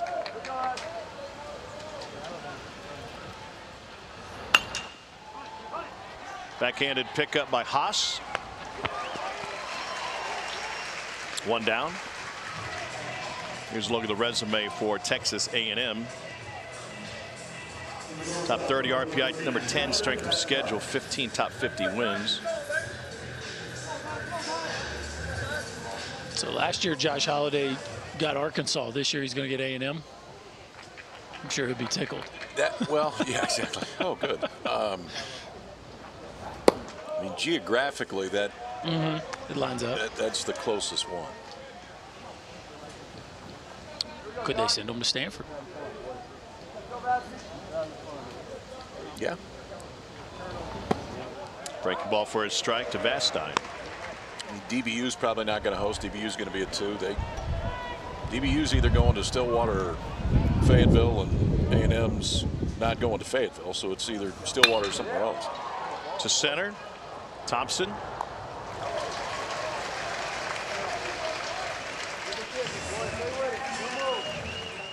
Since the Ides of May, the Aggies have found better luck, 6-2. The RPI has improved by 12 spots. Came in as a 3 seed, now a 2. And, you know, obviously that matters from a standpoint of you just never know how that changes, where they go and who they draw. But what matters most for a team that's as talented as Texas A&M is that they're playing well, right? That they're, because as soon as they click from a pitching standpoint, it's a team that can go to Omaha. Like they've defensively, they're better than they were defensively last year. Offensively, you know, they don't have Troy Claunch and Dylan Rock, but it's still like, you know, they do have Jace Lavalette, right? So you fill in that. It's been the pitching all year that has held them back, and now that they're trending on the mound the way they are, it would not shock me to see them in Omaha.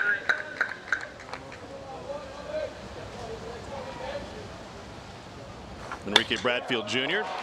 He'll be off to the races now. Dumps that one into left center. Dead sprint. Targacz's throw. Not close, and a 2-out double for the future major leaguer. It's fun watching him run, isn't it? He gets full throttle, just slashes this ball in the left center field gap. I don't even think he needs to get to full throttle here. Just kind of long strided. He might have got to top gear right there in the middle, but he's got a few different gears. One of the prettiest runners we've seen in college baseball. Just makes it look effortless. 11th double of the season.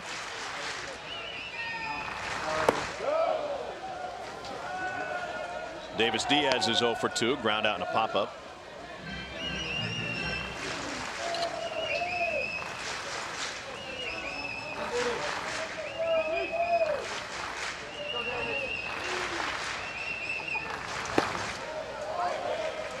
Sexton drops one in, 1-1.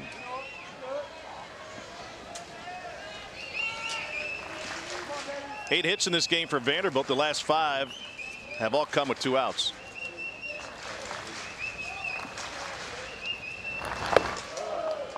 2-1.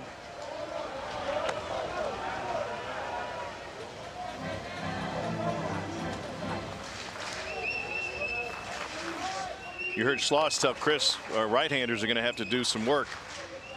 Coming into this game, they had thrown 47 innings total as an Aggie staff, most of those from lefties. This one launched to left and handled on the track by Targacz. 43 of those 47 from lefties. When we return, the commissioner of the Southeastern Conference, Greg Sankey, will join us, talk some college baseball and what's next in the landscape of college sports. From Hoover, Alabama, you're watching the SEC on ESPN at the Hoover Met. What a great scene all week. Game number 17 as we crown a champion. I think that's where Laneed's ball landed. 3-run home run to provide most of the offense for Vanderbilt in this one. It's a 4-2 lead on this championship Sunday. Tom Hart, Chris Burke, Kyle Peterson, joined by the commissioner of the SEC, Greg Sankey. Thanks for dropping in. Been a great week. Excellent week. Outstanding week. Always fun to be here. Means coming to the end of a great competitive year for us. Let's talk big picture college athletics. The current landscape certainly seems like we're trending towards the SEC and the Big Ten being at the top of the totem pole, so to speak. They had a recent change in leadership in that conference. How important is it for you and Tony Petitti and the SEC and the Big Ten overall to have a good working relationship? Well, I think we've always felt it's important. Tony, fortunately for us, is someone who worked with the SEC back when our football championship game was initiated on ABC, and we worked with Tony when he was with CBS. And then my first real experience with Tony was when he was in Rob Manfred's office with Major League Baseball. So he's got a great background. I've enjoyed being in some meetings with him and having to talk through common issues. So look forward to our future together. Hunter Haas with a fly out to left. One more big picture before we dive into baseball. Realignment continues to be talked about. The SEC, of course, is in a position of power in that regard. What kind of qualities would the conference be looking for if they were to add schools? Well, you know, we've got the crimson and cream, as they say, and burnt orange coming in. So those are 2 qualities we've looked for. I'm not one who's been talking about expanding. I have other colleagues who've said we're not done or we want to go to the West. We're very much focused on growing to 16 and the strength that will be present here. We're fully attentive to what's happening around us. And as we go to our meetings beginning this week, we'll have an opportunity to just look at the landscape. But we have not been recruiting. We've not been on the phones. We have been paying attention. We'll be paying attention, but we're focused on the strength of our 16. When you talk about the 16, obviously there's been 14. Only 12 make it to Hoover. What could the 16 do to the format of this tournament?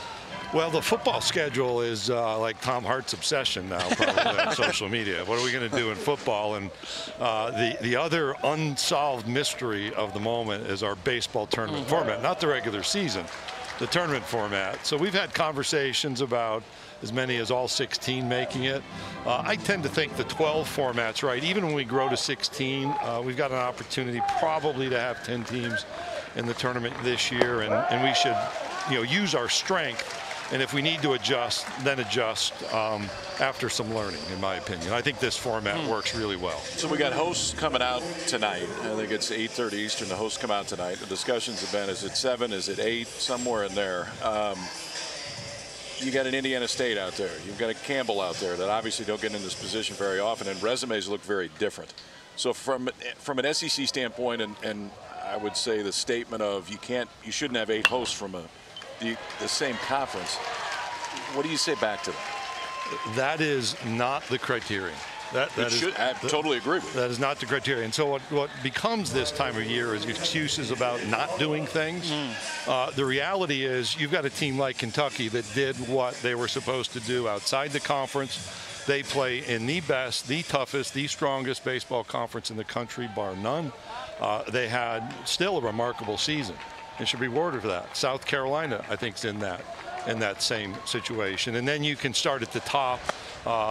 Florida and Arkansas obviously very clearly deserve that opportunity. LSU, Vanderbilt, what Texas A&M has done to strengthen their positioning for an opportunity to be in the tournament. But from a hosting standpoint, we have watched our teams adjust. I give, for example, Nick Mingione credit. They're 3rd in the RPI, and I hear this rhetoric in the baseball media about what ifs. It shouldn't be a what if. You should be rewarded for following the exact kind of criteria and expectations established. So there's been discussions before about going to all 3-game series, and I know it hasn't got to the point that it's close, but you'd have 32 hosts instead of 16 hosts. Yes, it takes you another week to get there. You got any feeling on that as opposed to the format it is now? Yeah, I do.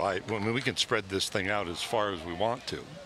When you watch what happens here today with 2 teams not from the Birmingham area, when you watch what happens in Starkville, Mississippi, the last weekend of a season when they're not in the mix for the postseason, people want to play in these venues. In fact, I've seen these transfers say we all heard about playing in the SEC. So if we want to diffuse the quality of the experience, we can go to 32 and have 2 teams at each site. I think the 16 model, again, has drawn people in. It's provided the kind of facility that's reward teams for what they've done during the season to be there, whether it's New Jersey Tech playing in Fayetteville, Arkansas, and becoming local heroes. Yeah. I think you want that for young people and their experience in a national championship event.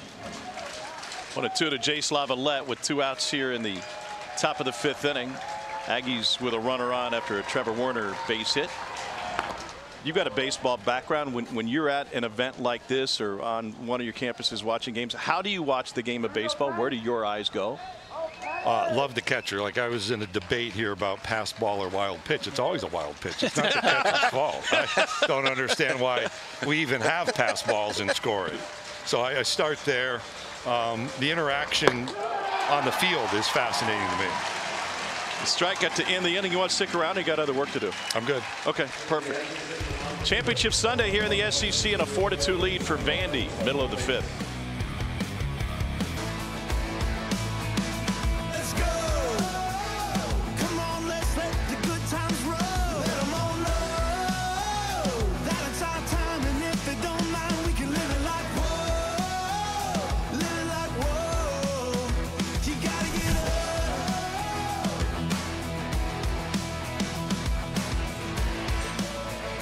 We have seen some incredible plays and some great drama play out all week. We're in the championship game, A&M and Vandy here at the Hoover Met. 10 seed has never won this tournament. A&M looking for its 2nd. Vandy under Tim Corbin looking for another as well. We're joined by the Commissioner of the Southeastern Conference, Greg Sankey. Busy week for you, for the league, for the athletic directors. Headed to Destin for the league meetings. You mentioned the football scheduling. Obviously, it's going to be a hot topic. Will that be decided this week, the future scheduling, or just discussed again? Yes. Could be. We're poised. Last year, I said we were poised to make a decision, and then we did not.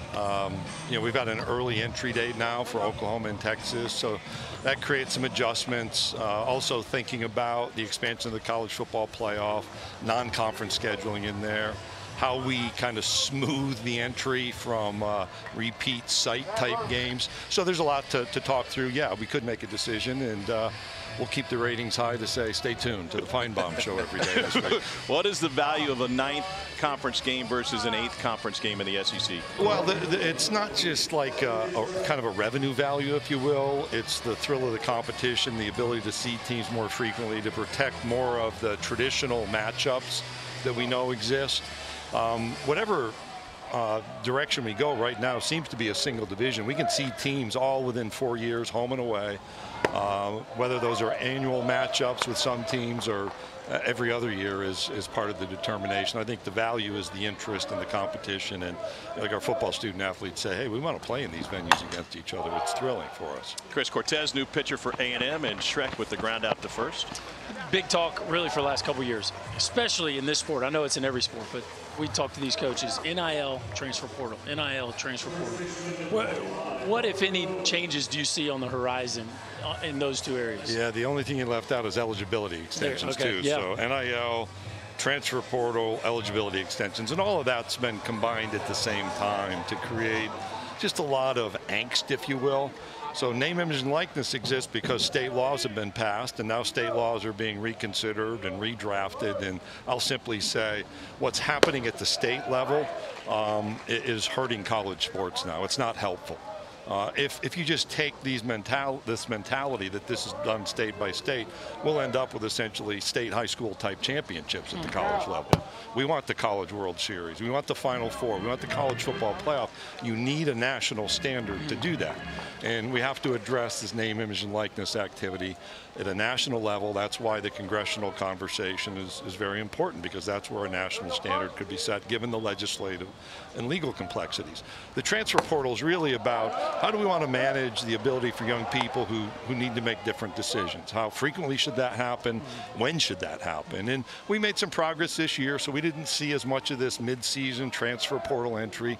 We're about to go through 60 days of discomfort. That's a reality of modern college sports, and we'll continue to talk about it. I think probably the window's too long right now. That's the learning experience of the last year across all sports. And I was one who suggested, hey, let's try 60 days, but let's not be afraid to adjust. And I think we need to go through a period of adjustment. Parker Nolan at the plate. He's 1 for 2. It's a 4-2 Vanderbilt lead. So we've got 1 year left on the contract at Hoover, 2 years left. It was just one few, and yep. I'm sure that you get plenty of phone calls about it. The way that this event has continued to grow, what do you see it moving forward? First of all, the city of Hoover, Mayor Bricado, his staff just met with Police Chief Durzis.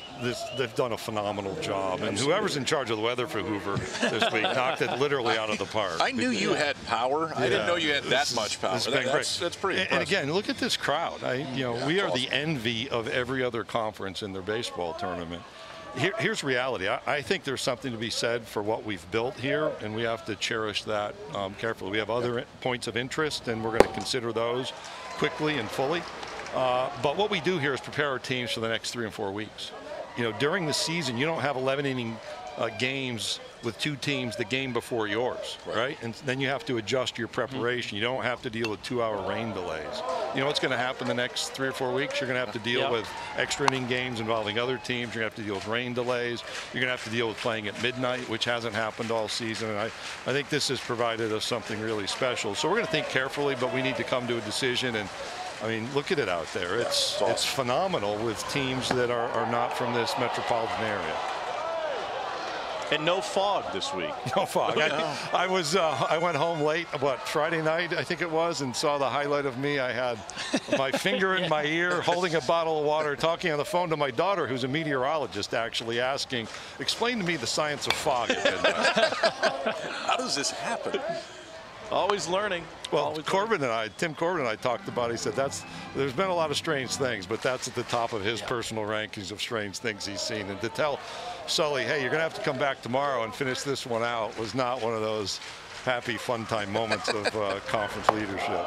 Blown away to Maldonado. We saw another SEC player get promoted to the big leagues, Ben Joyce, going up with the Angels out of last year's draft. What kind of source of pride is that for you and for the conference? Oh, it's awesome to see. I was actually in the Cubs locker room.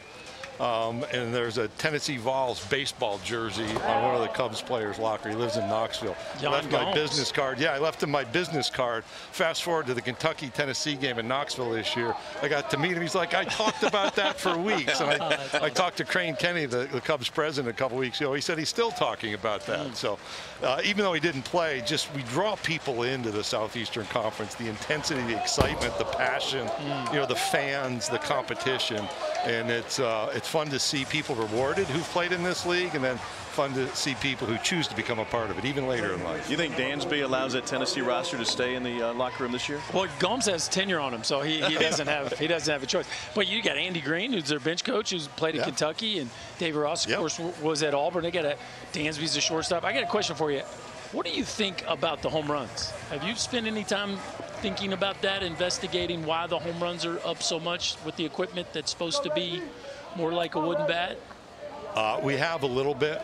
We've talked about the strike zone probably more internally, and what's that doing to kind of squeeze pitchers and put the ball in a place where it can be hit. We go through bat testing for those which has been part of the adjustment over the years, very intentional about that process. I've had people talk to me about the ball. I've spent more time talking about pitch clock and sportsmanship. And, if you want to be excited as a pitcher after the third strike, go from home plate to your dugout with your screaming, not home plate to the visiting dugout or the opponent's dugout. And I think moving this game along has been really helpful. Yes. It was stressful at the beginning, but once the MLB season started and they were even more aggressive, nobody talks about it, and you see these games move along at a good pace. And the run rule's been helpful.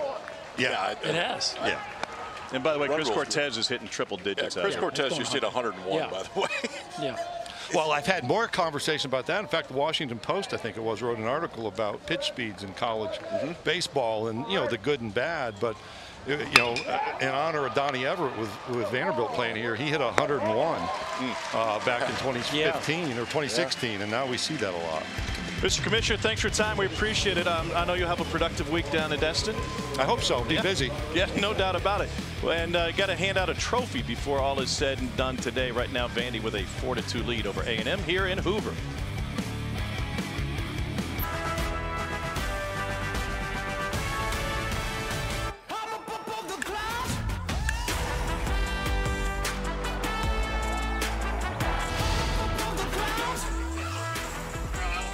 Step closer to Omaha. That's where Greg Sankey usually ends his academic calendar year. 8 of the last 13 NCAA titles won by SEC teams in 3 title games since 2009 with a guaranteed SEC champion.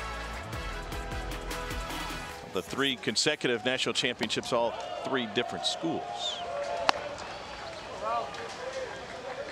He's got to go Destin. He's got to do Oklahoma City. The Tennessee will be there, and Alabama playing to make it the Women's College World Series. Here's Jordan Thompson. Enrique Bradfield. Textbook, right? Fighting the sun. That's it. Use your glove. Use your hand if you need to, depending on what side that sun finds you. He's done that a couple times. Vandy led this game 4-1. They entered today as one of only 6 Division I teams that hadn't blown a 3-run or more lead. The other 5, Belmont, Central Connecticut, Elon, Kentucky, and Tennessee. Targac with a double and a run scored. What do you think would be the proper format for this tournament going forward once Oklahoma and Texas come aboard? I like what he said. I like it the way it is. I think you bring 12, and it's just that much more of a competitive dogfight throughout the year to get here. I think the only thing that changes that is if you get to a point where you would have had 13 in the tournament, where that 13th team is a bubble team, and you could be there. Sliding stop. Vestine! Wow. Look at R.J. Austin run over there.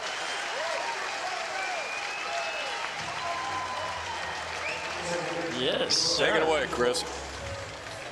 What's fascinating about this one from Vastine is he spins the opposite way. Yes. Watch, he's going to slide to his right and then spin to the inside. That is a really hard throw, and give Nolan a bunch of credit at the end because that was not an easy dig. But first the range to get there and then the arm to finish it off, and the first baseman doing a nice job of picking him up out of the dirt there to wrap that one up. What a play. Here's Austin Bose, a couple of ground outs.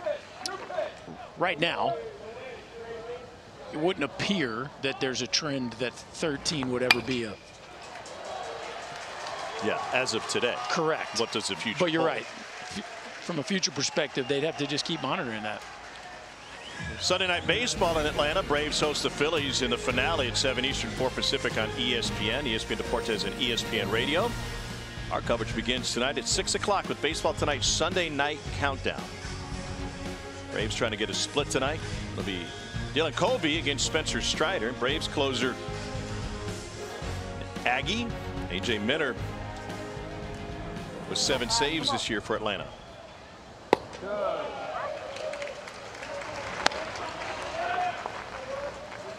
Rob Childress did a pretty good job with pitching, didn't he? Yeah. Yes. Man. They got some guys in the big leagues. Brett Minnick singled and walked.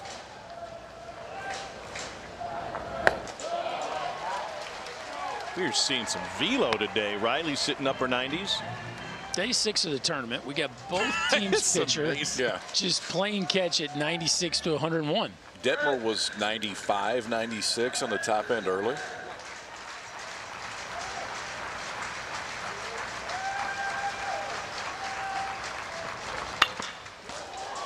Beats the ship by going the opposite way. Bose will stop at second. And Minnick has reached base all 3 times he's come to the plate today. It is interesting that just 5-6 years ago, as Commissioner Sankey was referencing Donnie Everett, to hit 100 was a big deal in college baseball. And now Chris Cortez threw 4 pitches that inning at 101, and we're kind of like, well, that's cool. It's still really cool. It's really cool, but like it's just more common. 5-6 years ago, I mean, Ben Joyce. Well, we've been Ben Joyce. Right. Yeah. I mean, it was what, 104 something, whatever it was. The record was 105.5. Don't forget the hook. From him? No, I mean the extra half. Yeah, from Ben Joyce. So he was 105.5 last year. I didn't know if it got over 105. So so now we 101. It's like, oh. It's like once Yeager broke the sound barrier, everybody went, well, okay. Max Coffer is 0 for 2.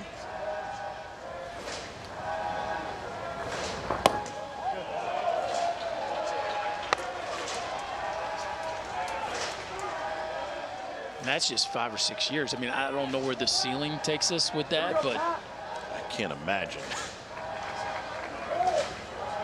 What is the human body capable of? Across the plate in the dirt, wild pitch. Will advance Bose to third, Minnick to second. It's 4 wild pitches today for Riley. Are they coming on a slider? A few have. There have been a few on the fastball too. That was a slider there. Pitch coach Scott Brown out. Well, that's what Riley will do, though. He will flash you extreme arm talent, but the misses tend to be big. So we'll see a bunch of new teams in the NCAA tournament next week the folks aren't familiar with. And speaking of velocity, it seems like that Campbell team is loaded with big arms, but maybe similar to Riley in terms of command. Yeah, Joe Healy, who writes for D1 Baseball and SEC Extra, said he went and saw Campbell in the fall. What was the number he said? 13 guys. 13 guys were 93 or above. And they're led offensively by their catcher, Grant Knipp, who's an Alabama transfer. Also from Louisville, Kentucky, KP. So, thank you. Yeah, figured you'd want to know that. I don't know why I thank you for that. Yeah. Nice job. What's the capital of Kentucky? Frankfurt. Good job. Thank you. Hey, he got one. And speaking of Louisville, Kentucky, Brandon Cooper behind the plate here this afternoon. Home plate umpire from Louisville, Kentucky. That's his first time that Cooper has had the plate in the SEC tournament. This is his 17th SEC tournament. By the way, if you notice that Our crew today has different colored caps, including Jeff Head at second base. And this one's dumped into left field. 1 run will score. Here comes the second. And the Aggies have tied the game with 2 outs in the 6th inning with the bottom of the order doing it. Well, how about that? Aided by some wild pitches to move the runners around. The bottom of this Aggie order hasn't done a ton coming into this ball game besides Austin Bose, but Max Kaufer, the freshman, just muscles this one, KP. A fastball up around his letters, short arms, and just dumps it into left center field, and we got ourselves a brand new ball game. It's right where Riley wanted to throw it. I mean, it's elevate just up and out of the zone, and he got enough of the barrel to it, at least enough of the bat to it, to shoot it out to left, and we're all tied up. This started 2 outs, nobody on. Hunter Haas at the plate now. Finish the thought on the umpires. They're all wearing caps representing our armed forces on this Memorial Day weekend. There's a Coast Guard look from Jeff Head. Navy. Army by Scott Klein. It's close 2-0. Riley has tied the SEC championship game record for wild pitches going all the way back to 1991 when LSU's Rick Green threw 4 against Florida.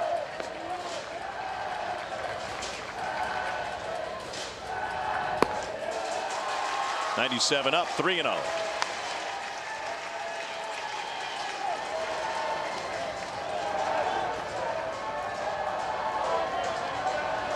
Twelfth man trying to impact this one.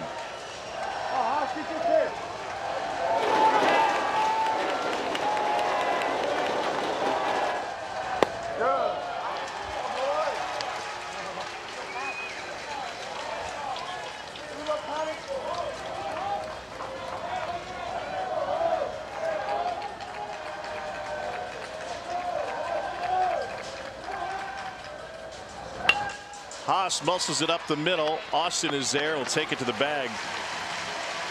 And that'll close the 6th, but not before the Aggies tie it with a couple of runs on 3 hits. Welcome back to Hoover, Alabama. A chance meeting at the batting cages a year ago changed a young boy's life. Carter Woods was up there when the Aggies were taking BP and met Trevor Werner, and the two bonded over adversity. See, Carter had been struggling with depression and anxiety, and him and Trevor became very good friends. Carter then went in and visited them for the Super Regionals. He went with the team to Omaha, and a year later they've maintained that friendship, and the entire team came over to the Woods family. They all had dinner together, and Carter wrote a story. One he wrote to Trevor, and then another one that he wrote for his school on how A&M baseball had essentially saved his life. And they all actually wear these wristbands that have the letters on them, HWLF. What that stands for is He Would Love First. It's in response to WWJD, What Would Jesus Do? He would love first. And in this letter, he wrote, standing by the batting cages at SEC baseball tournament one sunny day in May would forever change my life. At that time, I was an extremely low point in my life. I was talking to his mom before the game. I said, what would you want to get across? She said, simply put, that their relationship with A&M baseball saved my son's life. So you never know. We go up there every day, guys, and we see the athletes at the batting cages saying hello to the 12 and 13-year-old boys and the impact that it could have, long-lasting relationship between the two. It's an incredible story. Here's a ground ball off the pitcher's glove, and Vandy's got 2 on with nobody out. I saw Carter in the stands the other day, and it was early in the game. A&M was hitting in the cages. They had some guys down on the field, and here he was wearing that same overall outfit that he's wearing today. And I thought, well, this fan is here pretty early to watch the Aggies get some work in, and knowing the background and the depth of that story, it certainly makes a lot of sense. Also, the relationship between the two mothers, Mrs. Woods and Mrs. Werner, they're sitting together during the games, and just knowing the impact her son had on Carter's life and the way that Carter has also touched Trevor. That letter that he wrote him stays in his locker all year round. That's amazing. Jonathan Bastine at the plate. Cortez misses with 101. I would say that's mutual transformation, right? What Trevor's done for Carter, Carter has provided for Trevor. What a beautiful story.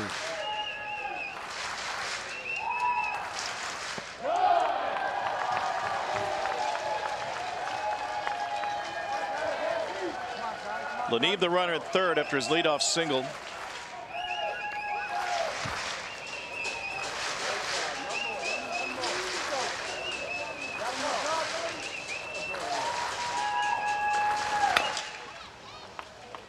Fouled off.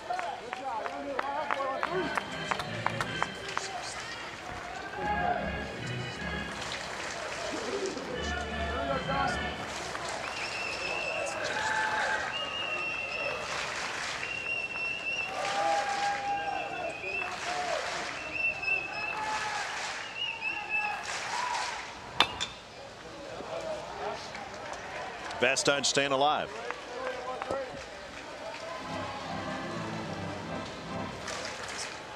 Interesting time to take a visit.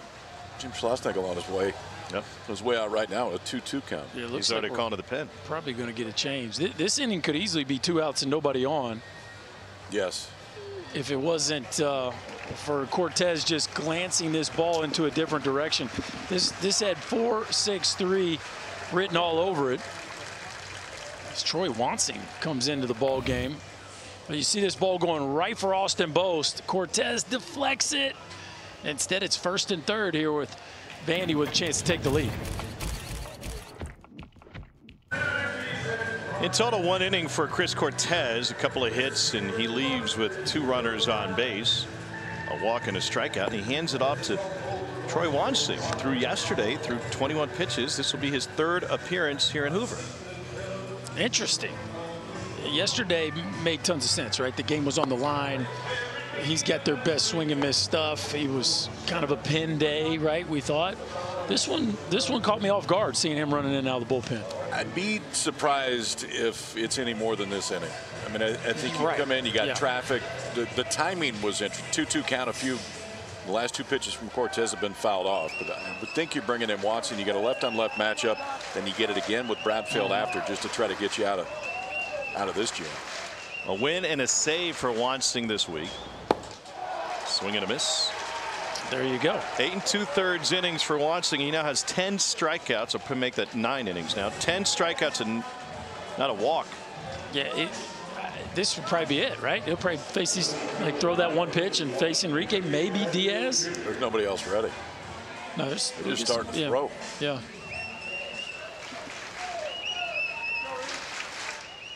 Bradfield doubled in the 4th.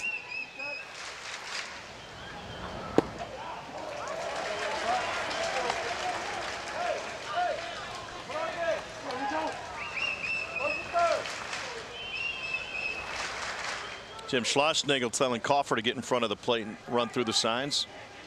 They got Lanieve at third and Espinal, the catcher, who's got 1 stolen base at first. What could they be putting on, Vandy? Well, it's just a matter of whether you actually want to throw through or not.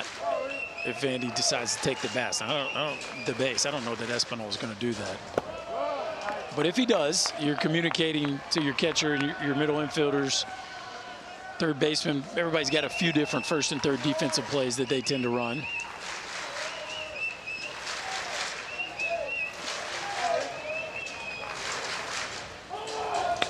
Bunt by Bradfield, and no play at home.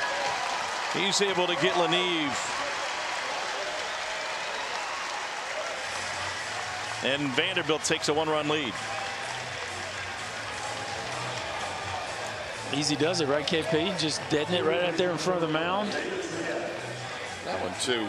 I mean, for Bradfield, just not trying to be too fine. There's no reason to it. If you deaden it enough, even if it's right back to the pitcher and it's a decent break off a third, Lanieve's going to score easily like he did there. Davis Diaz. So he's gone through the 2 lefties and still out there to face the right-hander Diaz.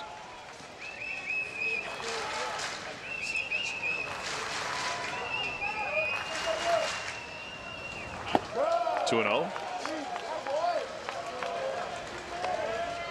And he's got another lefty, Shrek, waiting on deck.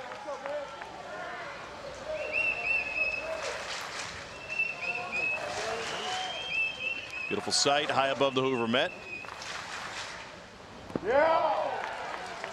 But I thought Greg Sankey brought up a great point. The attendance here today, with 2 teams that aren't located in the metropolitan area. There's no Alabama. There's By the way, there's no LSU. Usually draws a ton. Here's Shrek. They're going to leave Wansing in to face him after putting Diaz aboard. That's interesting. And I know it's left on left, but yeah, well, I think they love the slider matchup. Once you fall behind, obviously it's risky being that Shrek is the best hitter in the lineup, but I think that's how much they believe in the slider of Wansing. Shrek does have the best numbers, but he hasn't been the best hitter lately. Just 3 for 17 this week. To the right side, smothering stop by Bose. What a big play after the intentional walk. Troy Wansing comes in and allows one on the sacrifice by Bradfield, but that's it. Vandy leads by 1. From Hoover, Alabama, you're watching the SEC on ESPN. SEC Championship Sunday. A&M and Vanderbilt going head to head. We've had great crowds all week without a doubt. In fact, a couple of days ago we had one of the largest ever, the largest since '99 when 15,012 came in, and we've got a new tournament record. 171,288 to watch 17 games. What a week. It gets bigger every year. Think about that. Which seems almost impossible. Yeah. We're not exactly up the street from College Station either. No. I mean, that makes this even more impressive. Well, how many LSU fans stuck around? I mean, I see a lot of purple and gold. There's nobody like them. RV Park's still open. They ain't leaving yet. Nobody's won more titles in LSU. Vandy goes back to the bullpen. This is Bryce Cunningham after Patrick Riley put in 4 innings of work. 6'5", 234-pound right-hander from down in Headland, Alabama.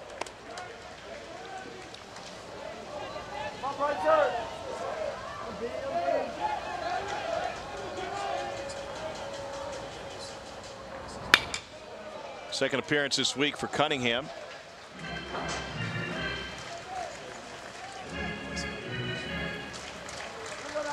I feel like the kids on the berm are more like championship mentality today. There's less mosh pits down there, like they're really paying attention because something's on the line. Makes sense.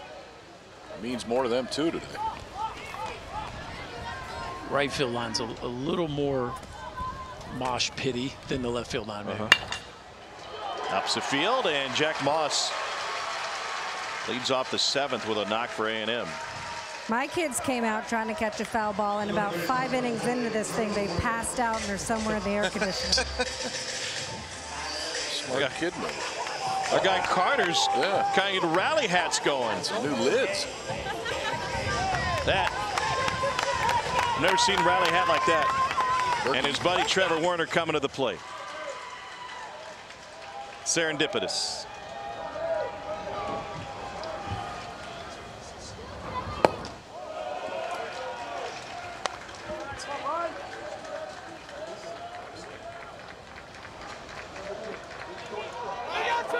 Werner 1 for 3.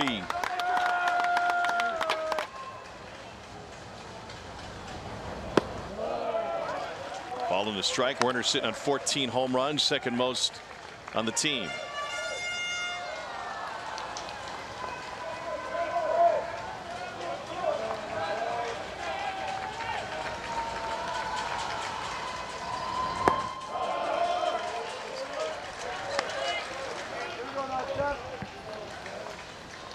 Three straight sliders.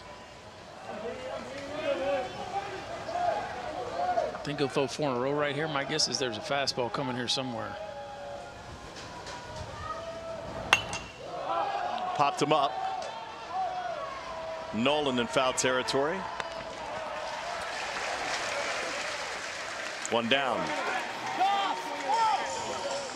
Got to keep the hats on, right? Oh, yeah. He's till the end of half inning. Trevor's mom Beverly sitting with Carter's mom Jennifer.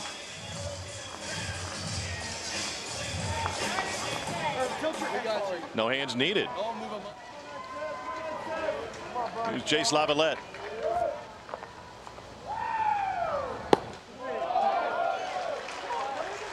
Changeup. Cunningham landing everything here. Breaking ball command has been good. That's first pitch changeup. You're going to see a fastball 95 to 97.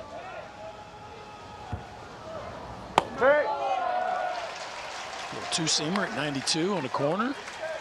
All right, what's he throwing next? I'm going back to that changeup. Here we go. I'm going back to that changeup.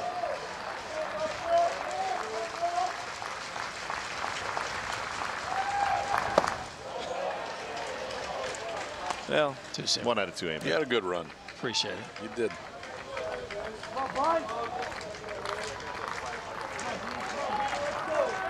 Jace Lavalette is 0 for 2.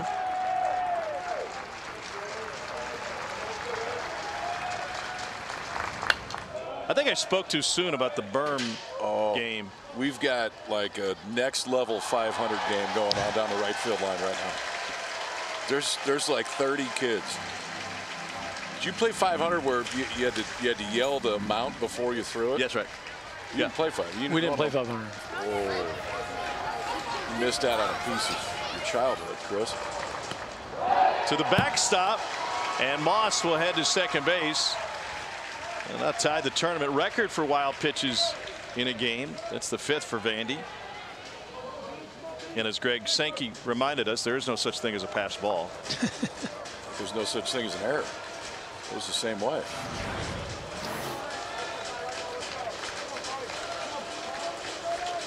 What's our buddy Carter Wood think of that? He can't stand. Yeah, I think Carter's in a tough spot right now. Line drive to left. Moss stopped at third. Throw got away. Moss won't test it. And Jace Lavalette with a 1-out single. I don't think he would have scored anyway, but Jack Moss did not get a good read on that ball at second base. It was plenty high enough to get over the infield and definitely not hit hard enough to get all the way to Leneve. Not the fastest runner for A&M anyway, but watch Jack Moss's read right here. Freezes for a really long time. Once he does that, it makes it easy on Nolan Kane. Again, I don't know that he'd send him anyway. Looks like Vanderbilt is going to the bullpen. So that'll close the book on Bryce Cunningham. Aggies trying to come from behind for a second time. 2 on and 1 out.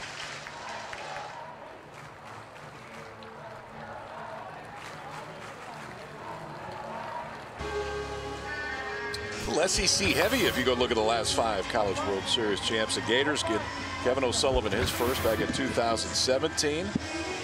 Oh, we're not going to find the Beavers underneath. I like it. Oregon State in 18. Then the second at Tim Corbin's national titles in 19, none in 20. Hail State in 21. Last team stand-in last year. Don't let the Rebs get hot. So here's a look at the tickets punch still to come.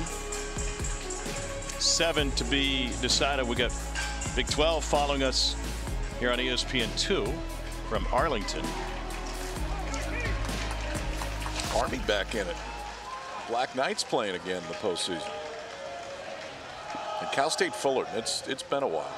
Titans back in. UC San Diego actually won the Big West, but they haven't been in Division I long enough. So Fullerton ends up getting in. I get that rule, but I don't like it. I don't like it at all. Well, if you went the other way, I would get it. If you're going down, but the rule is in place to keep people from flooding Division I and coming nonstop. So they want to temper, especially in college basketball, where everyone's trying to get a piece of this pie, and so they'll jump up, maybe be ill-advised to do so. How about Ball State back? League champ last year, but lost the tournament that close. In 21, they're among the first 4 out, and now in 23.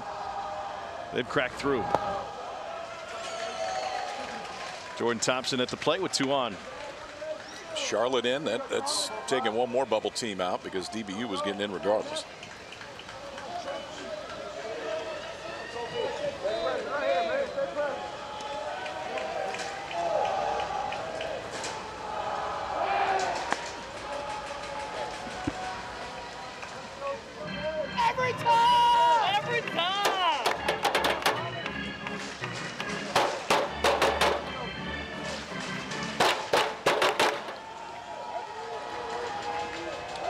Schultz to first again.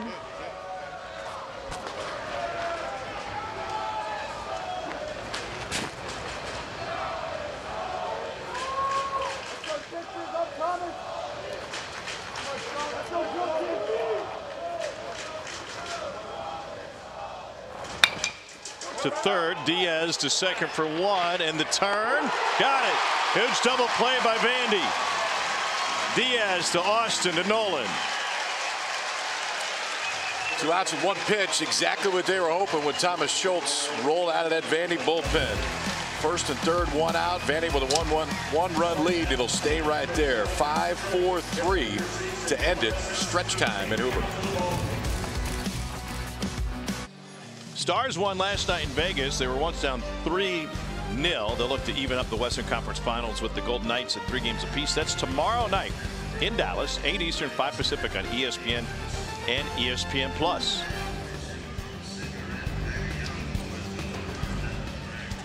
Tom Hart, Chris Burke, Kyle Peterson, Chris Budner, fantastic crew that has been grinding through a 17-game week, and the finish line right in front of them.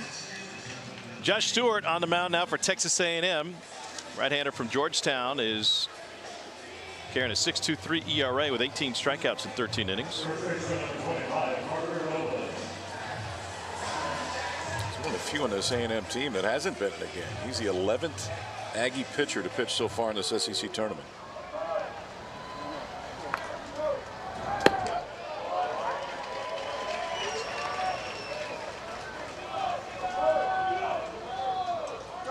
So that ends the day of Troy Wansing. He threw 13 pitches today.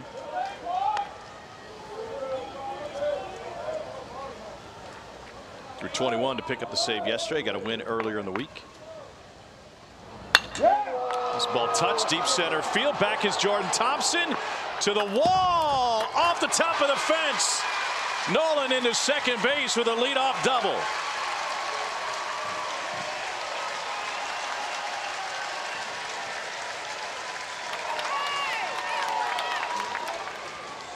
Boy, Jordan Thompson did absolutely everything he could have done except finish this one off. Nolan gets a fastball out over the plate and launches it to straightaway center field. Thompson with a good break gets to the point in which he needs to make the play, and did it tip off the edge? You know what? Oh, right off the thumb. Yeah, it's when he made contact with the fence. It was right before the ball got there, and I think it just moved the glove enough because he timed the jump perfect, just off the outside. Here's the freshman Maldonado. He's reached base safely all 3 times and misses on the bunt. A couple of singles and a walk for Maldonado. Doors playing for one more here. Maldonado as hot as any hitter in this tournament.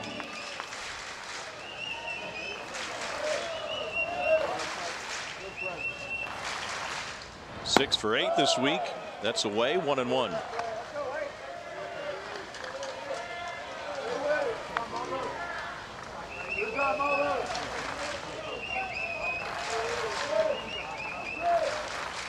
Among those 6 hits, a home run.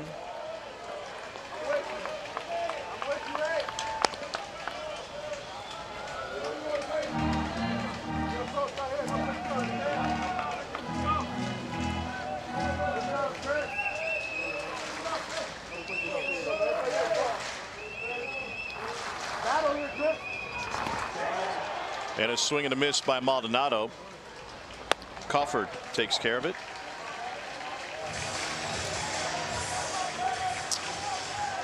That one stings, right? You start off the at-bat, one to get him over with the bunt, then Corbs changes his mind and lets him swing away. And as hot as he's been, that was a empty AB right there for Maldonado. But fortunately for Vandy, they got another red-hot hitter right after him.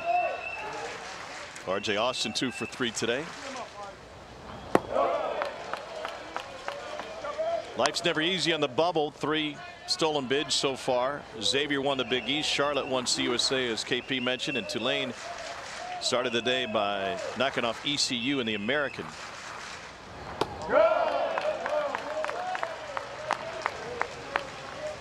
2-0. A couple Aggies getting loose. Carson Lambert and Brandon Garcia.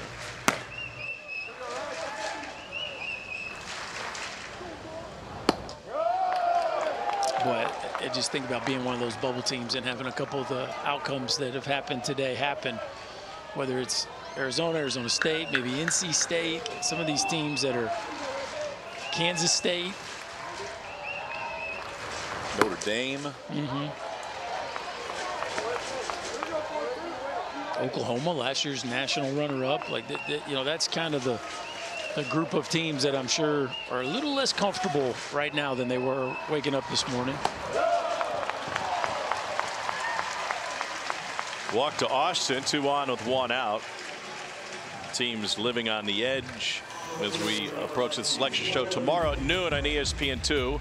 We're in D1 baseball. State, Arizona State, OU, and the Raging Cajuns, the last 4 in. As of now, those other teams on the outside looking in.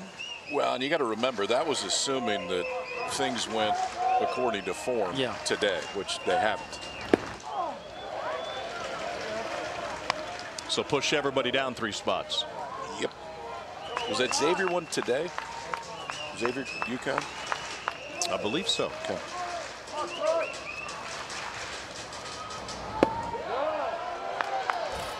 Take it back to the second inning. A little hanging changeup, a little hanging breaking ball, excuse me. That one went into the middle of the trees. Troy Leneve has emerged over the last week as a real power threat in the middle of this Vandy order. And right on time. This offense needed his presence. He has provided it. And along with Maldonado and Espinal and Vastine, this R.J. Austin, this offense looks a lot deeper than it did a couple weeks ago.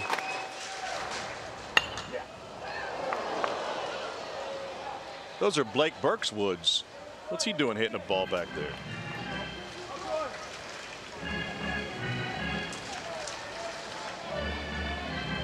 You don't remember the Tennessee lefty at one of the trees last year? Yeah, I didn't know that he laid claim to it. There's a sign out there. You didn't see it when he pulled in?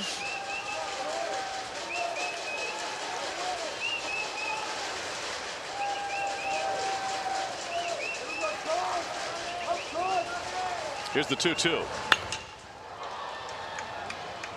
Targach. 2 down. Connecticut and Xavier was yesterday. Okay, so that would mean move them down 2 spots. 2 from today. Yeah. Tulane and Charlotte. Southern Miss won. They beat Louisiana. We don't call them Louisiana Lafayette anymore. No, just Louisiana. Even that is the name of the school, yes.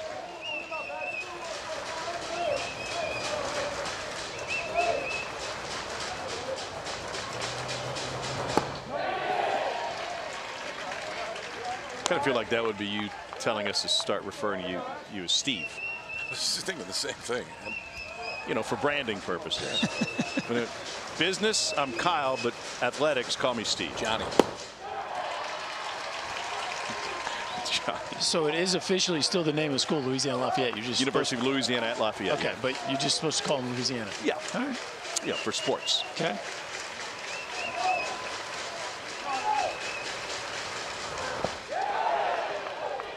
Did he go? Nope. No, he didn't.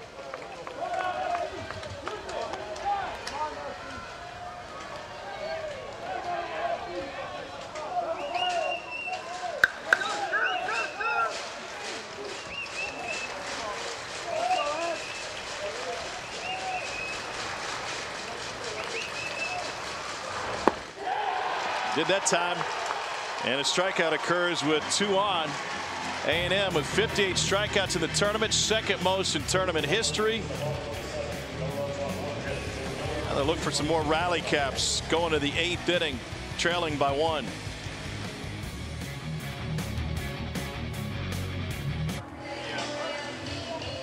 Eighth inning of the SEC championship game. We've got a 1-run game.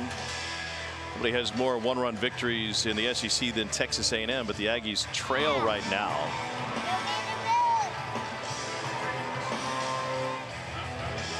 Got an exchange going on in left field with Troy Leneve. Oh, there you go. That would explain he didn't have his shades. Is that was the deal? Yeah, switch him up. Troy Leneve made a huge contribution to this ball game. And now exits for the more experienced left fielder, Calvin Hewitt. What a neat week for the senior.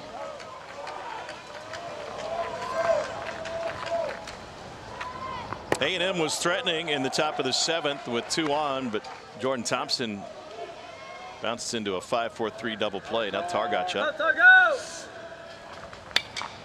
And Targach sends a line drive to right, where R.J. Schreck takes it head high. 1 out for Austin Boast.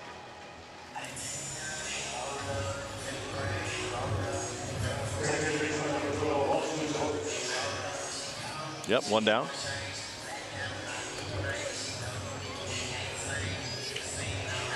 Did you ever forget the outs when you were playing? Yes.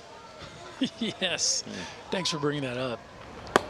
Try to forget about those moments, but it happened a few times. But one time I made it all the way to the dugout. Oh, no. Did you? Yes, I did. Yeah. Had you made the play? I was playing second base. We were in Oklahoma City, AAA, and the Bastine. It was a ground ball to third. I was leading off the next inning, and it was a ground ball to third, so I was backing up first base. And the dugout at Oklahoma City is very close. I was just so ready for my bat. I went right from backing up. I was all the way on the top step. I had taken my hat off and put my glove down. And when I made about 3 steps down the dugout, they looked at Berkey. That's 2 outs. I had to go all the way back out of the dugout back to the field. That wasn't real good. Minnick's got a couple of hits to his name, and a first pitch strike from Thomas Schultz.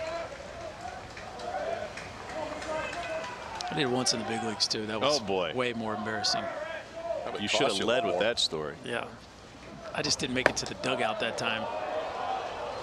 I thought there was 1 out and there was 2, so I turned a double play on a ball that my shortstop just assumed I was going to throw the ball to first base, and I flipped my hips and threw the ball to second base. He wasn't there, and I was mad at him. And then I realized, dude, there was 2 outs. Just throw the ball to first. What are you doing? And he comes up and apologizes. He's like, dude, I'm so sorry. I figured you'd go to first. I was like, no, dude. I thought there was 1 out.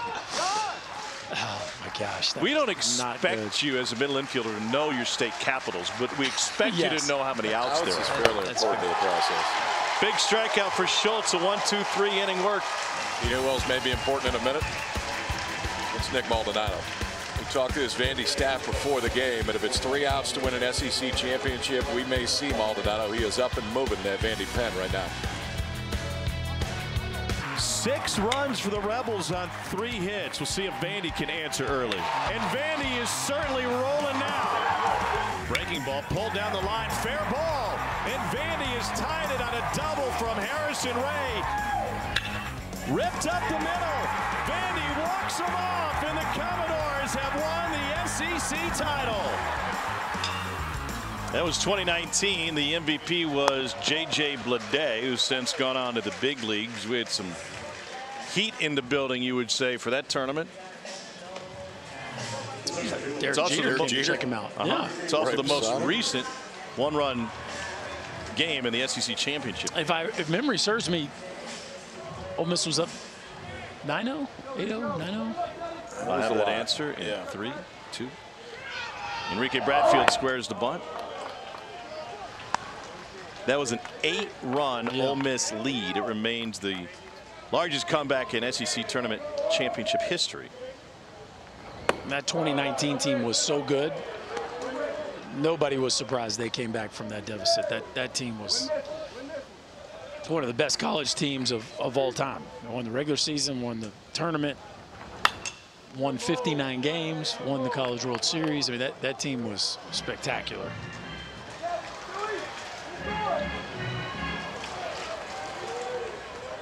Bradfield family keeping a close eye on this one.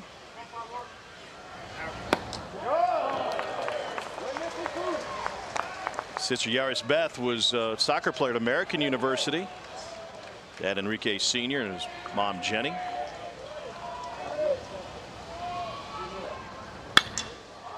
Well hit to left field. Targach will watch it go off the base of the fence, and Bradfield will cruise into second with his second 2-base hit today.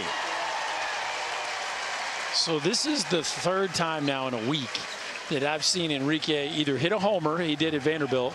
Earlier this week, he hit a triple off the left field wall. Now he's hitting a double all the way to the base of the 385 sign. Like, there's more power there than people realize. That this is a strong young man. Really in his legs right there. This ball is smashed in left center field gap. It's just going to keep coming out more and more as he gets older and continues to fill in that frame. Dad loves it. Here's Diaz.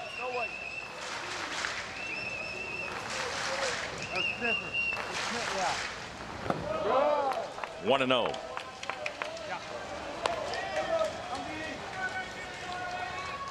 And here's Nate Yeski, the A&M pitching coach.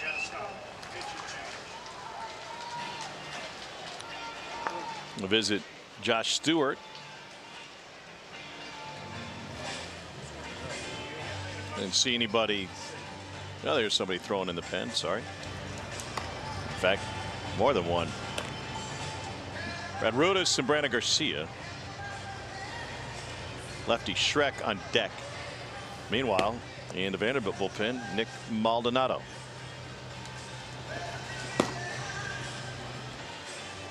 Well, there he is, KP. You've been waiting for him. He's getting hot. When you're a guy that's thrown a couple of times, especially a closer, how do you pace getting hot in a scenario like this?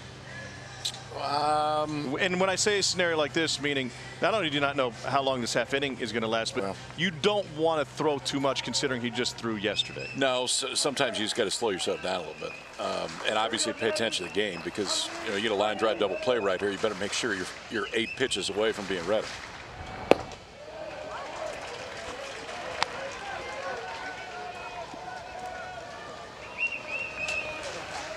Schultz put in an inning and a third.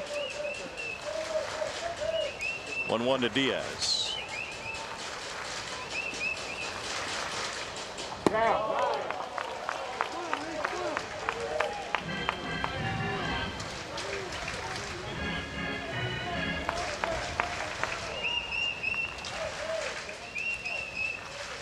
Diaz 0 for 3, was intentionally walked in the 6th.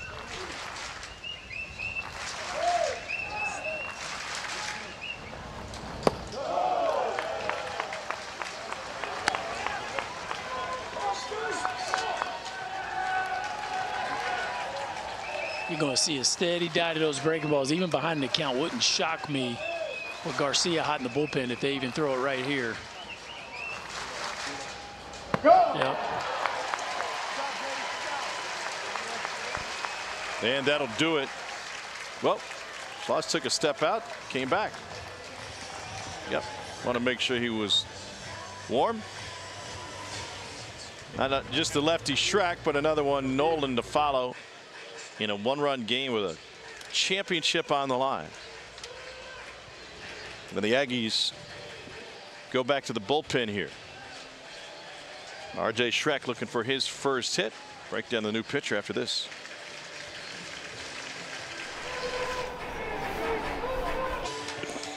SEC tournament titles have primarily gone to LSU. They own 12 of them. Aggies looking for their second. Vandy looking to break a 3-way tie with Ole Miss and Auburn with 3. And so here we are in a 1-run game in the 8th inning. A&M looking for its second. Vanderbilt searching for its 4th. All but one of those under Tim Corbin. Here's Brandon Garcia, Connecticut native, 6'4", 2 1/4. The lefty brought on to face RJ Shrek. Well, Shrek, Nolan, both from the left side, so I think you play matchup right now and then see if he doesn't get both those guys out where they stand for the right-handed Chris Maldonado.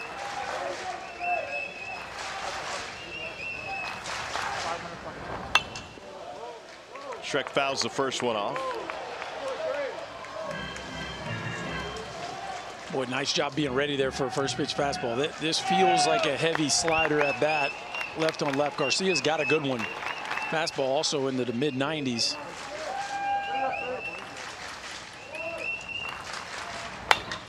Shrek pulls it foul. Shrek's having a Really good season for Vanderbilt, even though he's cooled as of late. He thought that was fair.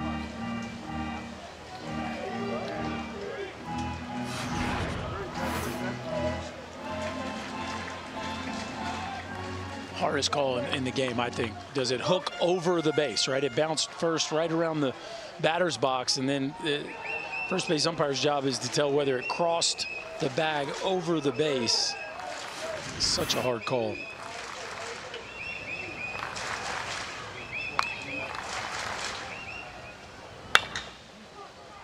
And that one is fair. Snared by Moss, tossed to the bag, and they get the out. Good job, Garcia and Moss. That was not an easy play.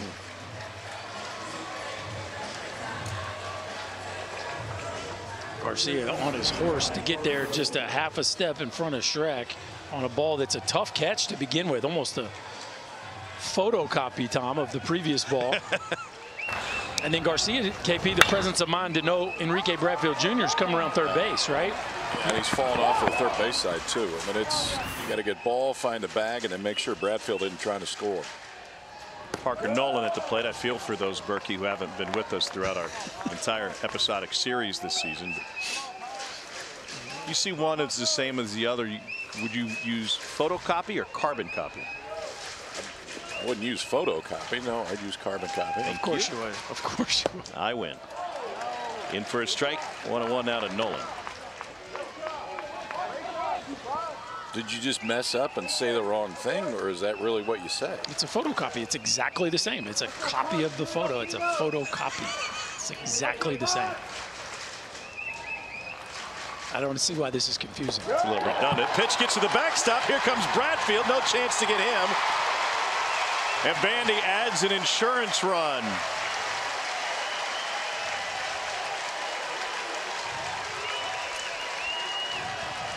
Wild pitch has been a big part of this ball game. Yeah. It led to 3 of A&M's runs, and now right here, I don't care if that just gets away. You're not throwing Bradfield out when he's coming down third base line with a full head of steam like he was there.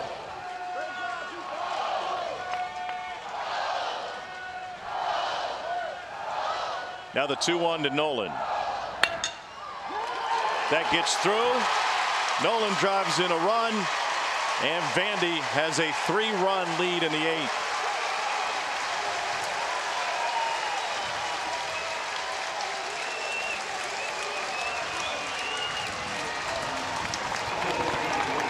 Huge insurance runs right there. Fastball up and out over the plate, and Parker Nolan, the senior, with a monster swing of the bat, and Vandy now can smell it. Up 3 with their closer ready to go. A couple huge runs here in the bottom of the 8th.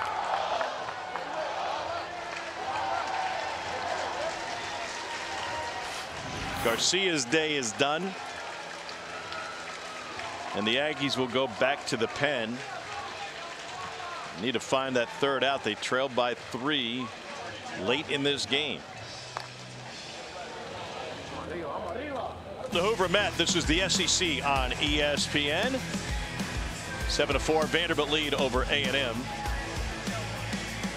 on this Sunday afternoon. We're not done with baseball just yet. Sunday night baseball just a couple hours away in Atlanta. Braves host the Phillies in the finale, 7 Eastern, 4 Pacific on ESPN, ESPN Deportes, and ESPN Radio. Baseball tonight starts the coverage at 6 o'clock. Sunday night countdown. Braves trying to get a split over their East Division rivals. It'll be Dylan Covey against Spencer Strider. New pitcher for Texas A&M. This is Robert Hogan. 1-0 with a 12.38 ERA. They tried the matchup game with Garcia, and they got the ground ball at the end, just not right at somebody.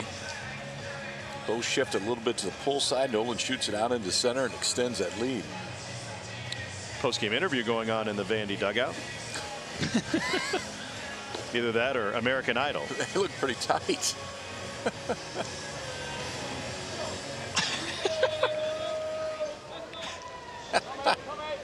Karaoke. They're in the calling the dugout. game. I think they're calling the game.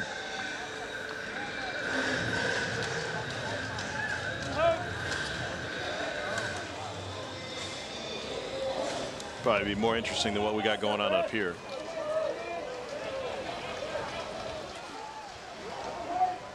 Here's Chris Maldonado, younger brother of the closer, Nick. We expect to see in the 9th for Vandy.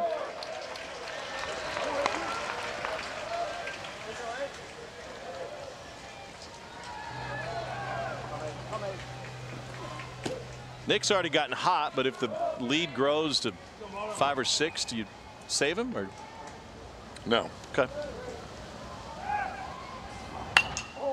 Slice foul. Yeah, once you get him hot and there's a trophy being handed out, I'd say just go ahead and take care of business.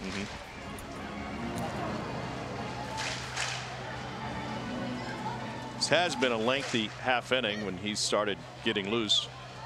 Vandy boys have pushed 2 across. 0-2 to Maldonado.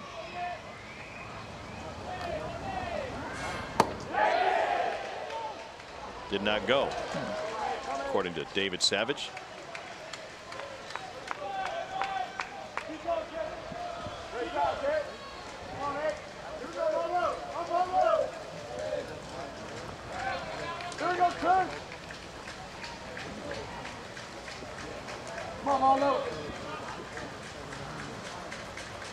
Hogan's 1-2. Lifted to left field. Targac sees it drop in front of him. Vandy boys still cooking with R.J. Austin coming up. Have a week, kid. Chris Maldonado just continues to get it done. 7 for 10 good? Yeah, that'll keep you in the lineup. Be interesting to see who walks away with the most outstanding player this tournament. I thought KP had a pretty good week. Fair. Just wasn't here long enough. Didn't qualify? Not enough ABs. I'm ready. Good job.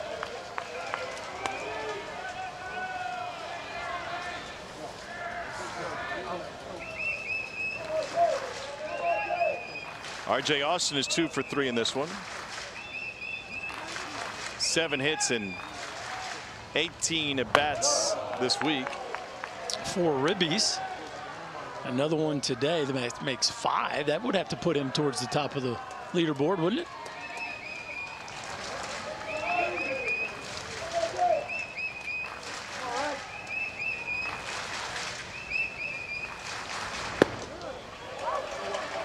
So if the score holds, who are you going with for MVP? I mean, I think I like Austin. If that's the case, what a run for R.J. Austin. Defensively, he made a number of errors in the final regular season series. And was so down on himself that Tim Corbin, a hyper-competitive coach, said, I can't kick him. I got to put my arm around him. We got to coach him up a little bit, get him in the right mental space. And, man, did he answer. He did. They just kept running him out there, right? Yeah, exactly. This is where you're rewarded for it. Stayed with him the whole year.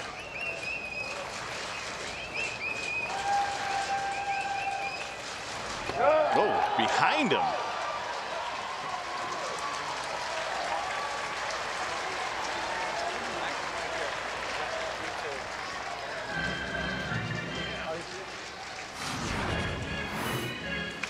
Just a breaking ball that got away. He's lucky he didn't hit his bat. That was close. R.J. Austin's not expecting this one to go zipping past his barrel.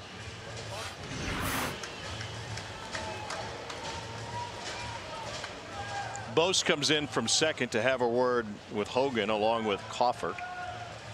Did you do that a lot as a middle infielder? Yeah, of course, back in the day, there were unlimited trips. No visit rules. I don't believe that. Oh, yeah. I don't believe you'd ever want to talk when you're out there. Yeah, you wasn't really? I was a little shy, but if the coach made me, I'd go. Good rule follow.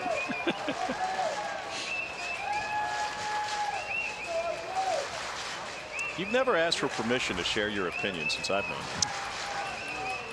You don't know the ones I haven't said. I think I have an idea. There's a walk to Austin to load the bases. And Calvin Hewitt will get a chance to bat.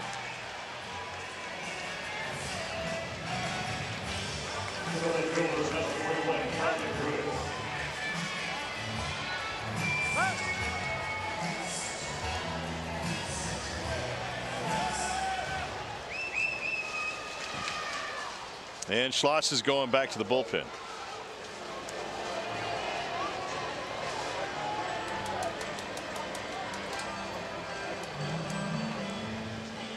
We will go along for that break. It's Carson Lambert coming in. Summer's here, and with a new Toyota, you can go out and do all the things that make summer, summer. Like getting ice cream, movie nights. I'll keep it down. Hiking with the besties. Catching sunsets. Or just plain catch. Go long. Did you know that every new Toyota comes with Toyota Care? A 2-year or 25,000-mile maintenance plan and roadside assistance. That's the value you can expect from Toyota. Your summer starts here. Toyota. Let's go places. A toast to a championship in the Vanderbilt dugout with 2 down. Hopefully the Golden Knights didn't toast too soon, because the Stars, once down 3-0, won last night in Vegas 4-2. They'll try to even up the Western Conference Finals with 3 games apiece tomorrow night in Dallas, 8 Eastern, 5 Pacific on ESPN and ESPN Plus.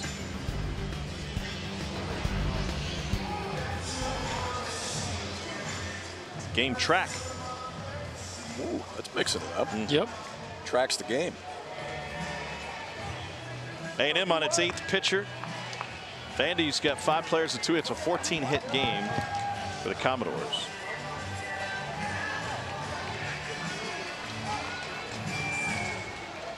Carson Lambert.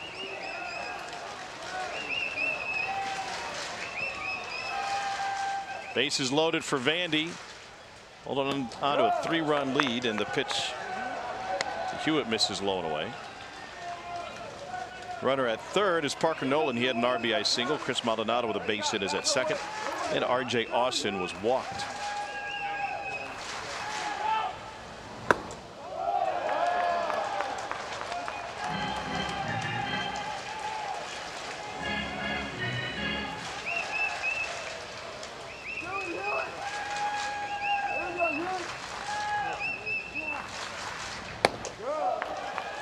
It's just funny, but going back to the interview with Jim Schlossnagle, when he talked about the right-handers, we're gonna need some right-handers get it done for us today, right? And it just interesting how their bullpen is so left-handed heavy. Really, their whole pitching staff so left-handed dominant.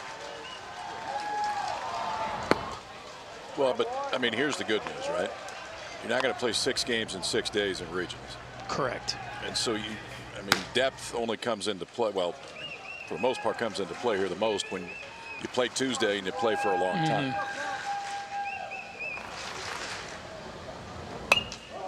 Foul back. But it is going to be a storyline to watch with the Aggies in the postseason. Is can they get one of these right-handers? It's got to be Cortez. I mean, he's the guy, right? But you know, Stewart showed us some flashes with the breaking ball. Of course, they've run Sexton out there a few times. Lambert's got a really interesting top end of the zone fastball. They need one of these dudes to really grab the ball in the postseason. Another foul ball.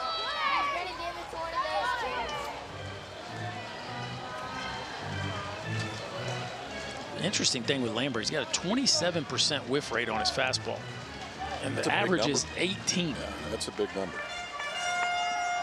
It's not overwhelming velocity, just average velo's around 92 miles an hour. But when he gets it up, he gets a lot of swings and misses. Pulled down the left side. That's a fair ball, and the carousel spinning for Vandy. Nolan has scored. Maldonado home. Here comes Austin. The relay never comes, and it's a bases clearing double for Calvin Hewitt.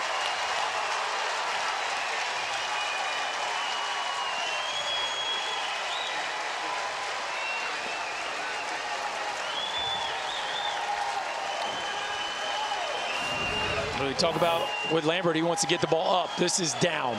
down and middle. And Calvin Hewitt just stays through it, a rocket into the left field corner. And with the speed and the athleticism of Vanderbilt, that's going to clear the bases. How about the production they've gotten out of left field today for Vanderbilt? Between Leneve and Hewitt. That's 7 ribbies.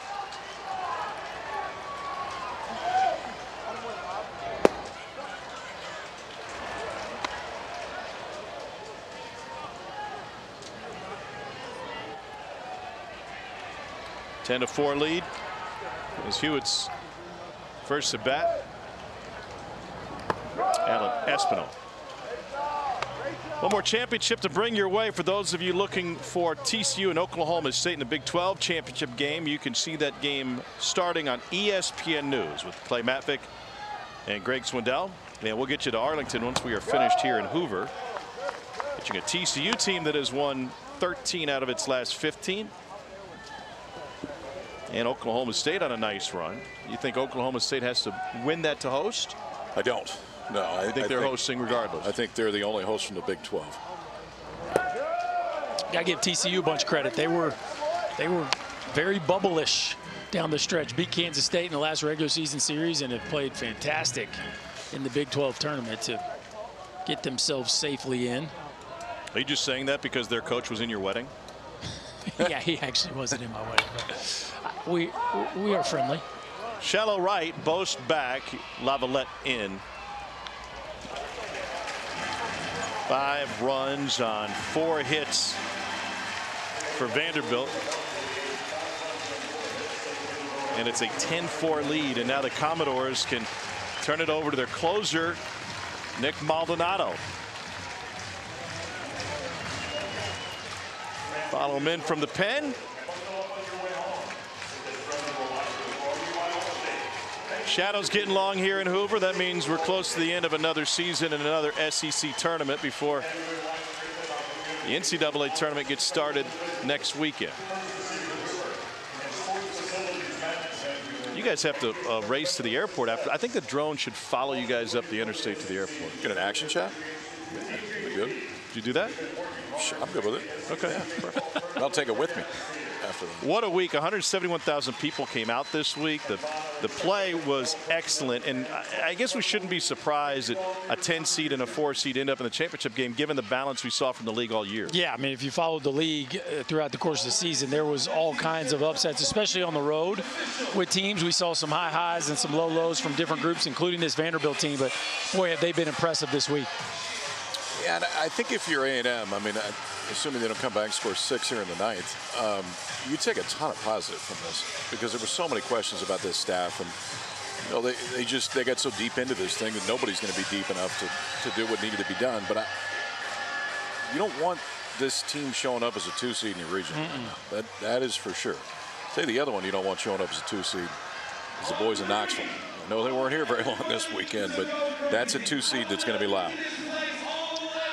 Let's take a look at what's happened today. It was a 3-run second for Vanderbilt to build a lead, and after A&M works its way back, take it to the 6th in a wild pitch, advanced a couple runners for Texas A&M, and then Max Coffer came through with a base hit to score a pair.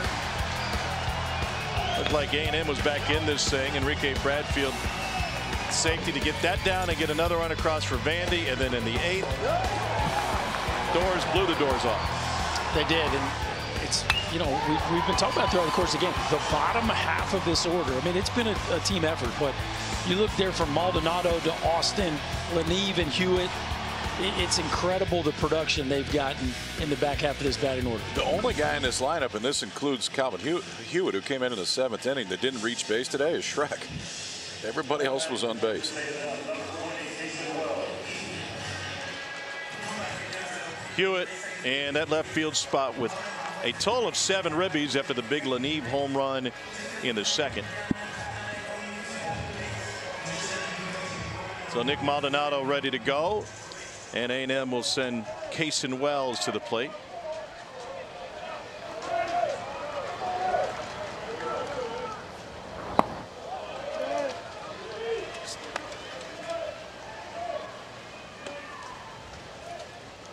Maldonado with an ERA of 1.50, 39 strikeouts to just 6 walks. Trying to finish this one off for Vanderbilt. Well, Tim Corbin may be the ultimate competitor. They lost earlier this week, I should say, to Florida. That's their only blemish this week. And Gentry Estes had a great piece in the Tennessean a couple of days ago where he was recounting just what a competitor Corbs is. And the first question in the post-game presser, your general thoughts on the game? Corbs said, we lost. What about Vandy's 10 hits, not creating more runs? Didn't get the big hit. That was it. Tomorrow's starting pitcher, I don't know. Makes the quotes easy. Yeah. Easy transcription. That one fouled off. He'll patch Skip Bertman for the second most SEC tournament wins by a head coach. Ron Polk with State and Georgia holds a record of 46.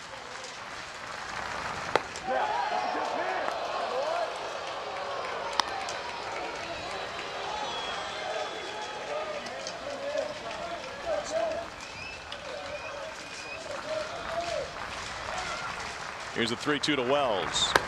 It's up for ball 4. All in the family for Vandy, right, Chris Budden? Yeah, Nick stuck around for an extra year to be able to play with his brother Chris. The last time they played together was in 2019 on their high school team, but this wasn't always the plan. Vandy didn't offer Chris for a long time, so Chris ended up committing to Clemson. Finally, when he got the offer to Vandy, Nick said, you know what, I'm going to forego the draft, get one more year together. These two are very close, share the same hobbies, a lot of fishing together.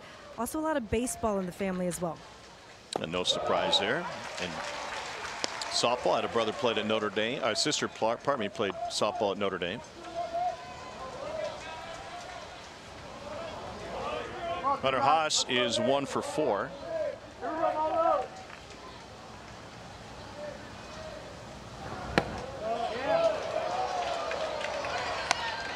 One thing you know with the Aggies in the ninth, they're going to make you work, right? These at-bats are not going to be short-lived. This is not an easy team to put away, and they will grind it till the 27th out. They lead the country in taking the first pitch. 84% of the time they take. Which has led to leading the country in walks and more pitches per plate appearance than any other team, 4.18. You know, Schloss had a little bit of a different style at TCU when they really had it going. Really aggressive on the base pass, getting an extra 90 and trying to push things. Is this very patient approach and kind of hunting, is that based on personnel, or is that a byproduct of his personality? No, coaching? That's what he wants to do. This is going to be a trademark of this program as long as he's at the helm. And, you know, I don't know that they're always forced to take, but let's just say strongly encouraged. Like, if you're going to, now in this situation down 6, I'm sure they are taking till they get a strike, but even throughout the course of the game, it is a approach that makes the pitcher throw the ball over the middle of the plate. Strikeout of Haas, and Vanderbilt 2 outs away from another trophy. There's that sinker, Berkey. When he gets over the top of it, it's trying to throw it right underneath the right-hander's hands, and he starts it over the middle of the plate. Got some down to it and a bunch of arm side run. Probably, I mean, it may have finished 6 inches off the plate by the time it got there, but that was exactly where he was trying to throw it. Jack Moss to the plate. Runner on the move. They won't bother.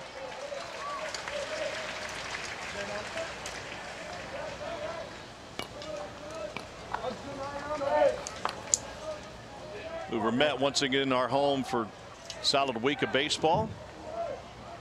Got a little bit of rain and a brief delay on Tuesday, and that was it. Runner again on the move. Somebody paid off Mother Nature, and that bribe worked. And not only do we have hardly any rain, but the mild nature of the temperatures. I mean, 78, 82. Comfy. I mean, it was awesome. Like your high school fastball, KP. Got 4 off early. Wow. That was uncalled for. That was really. But maybe it's not capital too far. Connecticut, Berkey. Okay. Ball and 2 strikes to Moss. Hit him. It's Hartford, by the way. Well, I had been given in my ear, and I just didn't want to go there. So you don't trust the truck. Here's the cities. I know Bristol. I got Bristol nailed, okay. And I know Stores, okay. And I know Hartford, but I just couldn't get there. I just couldn't quite get there between the three. I knew it wasn't Stores. I was certain of that. I actually knew it wasn't Bristol either. Should have gone to Hartford quicker. Process of elimination. Trevor Warner looks at a first pitch strike.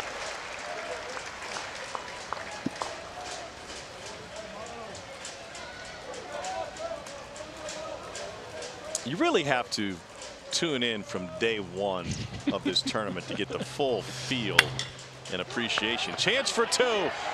Vastine takes it. Vandy wins it again. An SEC championship for the Commodores for the 4th time in school history.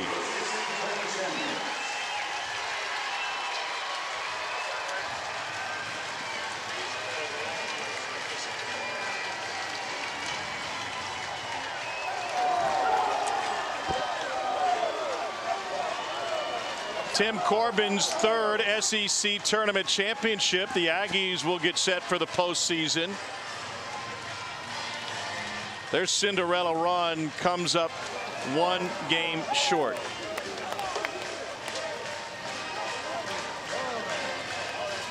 Vandy look at their best right at the right time. 19 wins during the regular season. Then they storm through and win this thing. And the young parts of this offense made huge jumps over the last 3 or 4 weeks of the season, none more than the time they spent here in Hoover. And it's interesting. We thought without Carter Holton, without Hunter Owen, could this be an Omaha team? Well, they didn't get a ton. They didn't get anything from Holton and not a ton from Owen, and yet here they are, the champs. This is a team that's got a chance to get to Omaha yet again under Tim Corbin. Will be their 6th time. Congratulations to the Doors. Special thanks all week to Ben Beatty from the SEC, folks like Jeremy Mills, Ken Dunlap, and Russ Moore, who kept all of our numbers right all week. Those guys will see you in the selection show on SEC Now tomorrow as we get set. But first, let's get you the Big 12 championship. Once again, our final 10-4 for Chris Burke, Chris Budd, and Kyle Peterson. I'm Tom Hart. And now to Arlington for TCU and Oklahoma State.